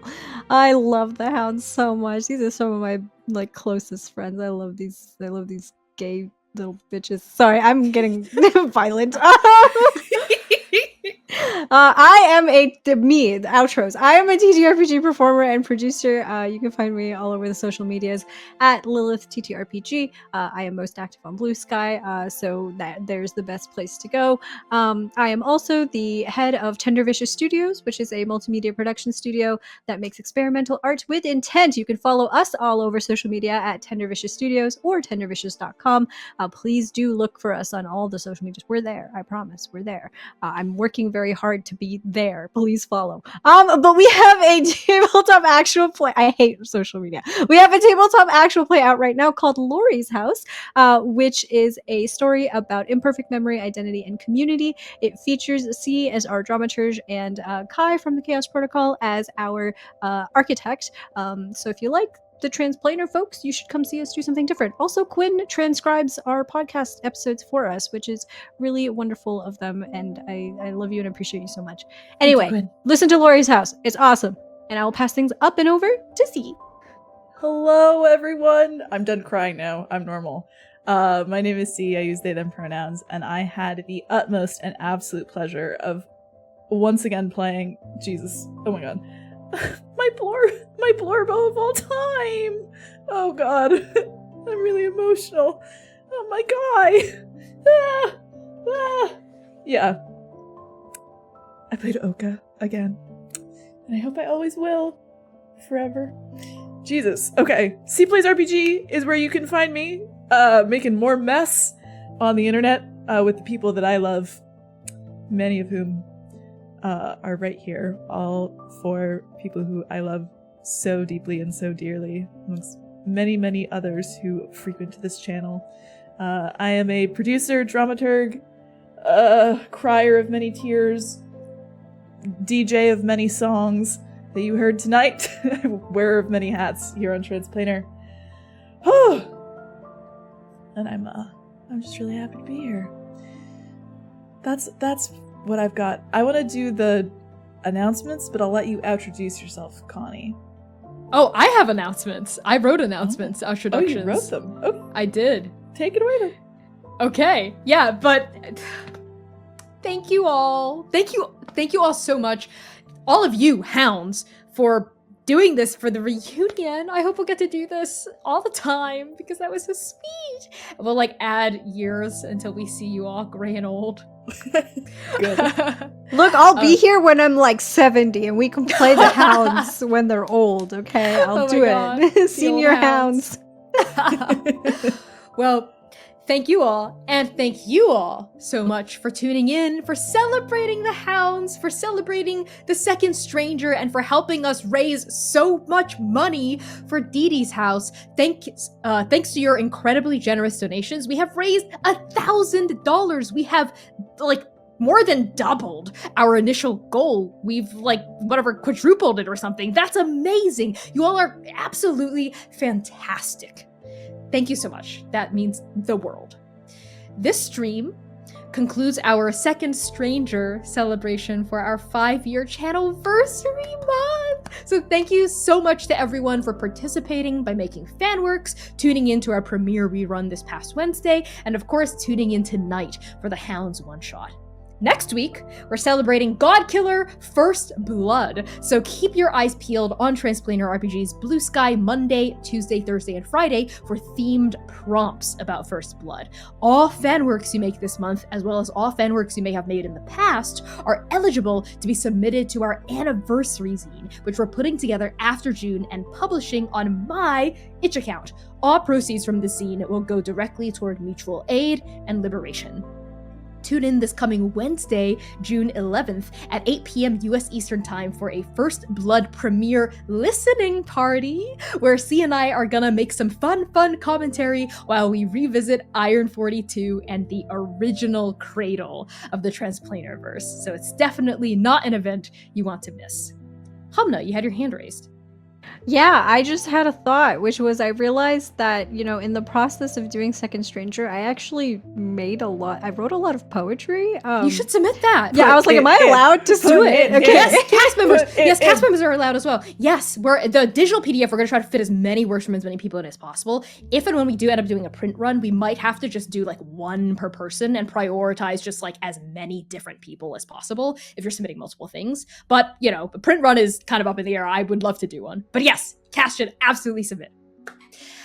In terms of First Blood Week, next Saturday, June 14th at 8 p.m. U.S. Eastern Time, is Transplater Trivia Night! Such a popular event the last time we did this, like last year. So you all, as our fans and community, we cordially invite you to participate in a fun trivia competition to test your Transplaner lore against the cast and crew. Questions about First Blood will net you bonus points to celebrate our first ever God Killer campaign. It's a ton of fun. I love writing these trivia questions and I love running trivia night, and just come out, chat, talk about the trivia. It's going to be great. Next week, we're raising money for Raíces Texas, which provides support and legal aid to immigrant families in the United States, which, of course, is especially relevant and critical right now. ICE must be fucking abolished, so let's show up and show out next week in particular. And finally, all of these events and initiatives help us on our path to Twitch Partner. It's been 5 years. Let's make Twitch Partner. Whether it's zine submissions from you all, charity donations, watching our streams, and engaging on our social media and Discord, all of this is incredibly helpful for showing Twitch that we have an active, thriving, and incredibly generous community, that we strive to give back to the space, and that our values are strong and resident and liberatory. Thank you all so much for tuning in to the Hounds of Mercy versus Andake's biggest hole. The hole claims some victories. But the Hounds were victorious. Oh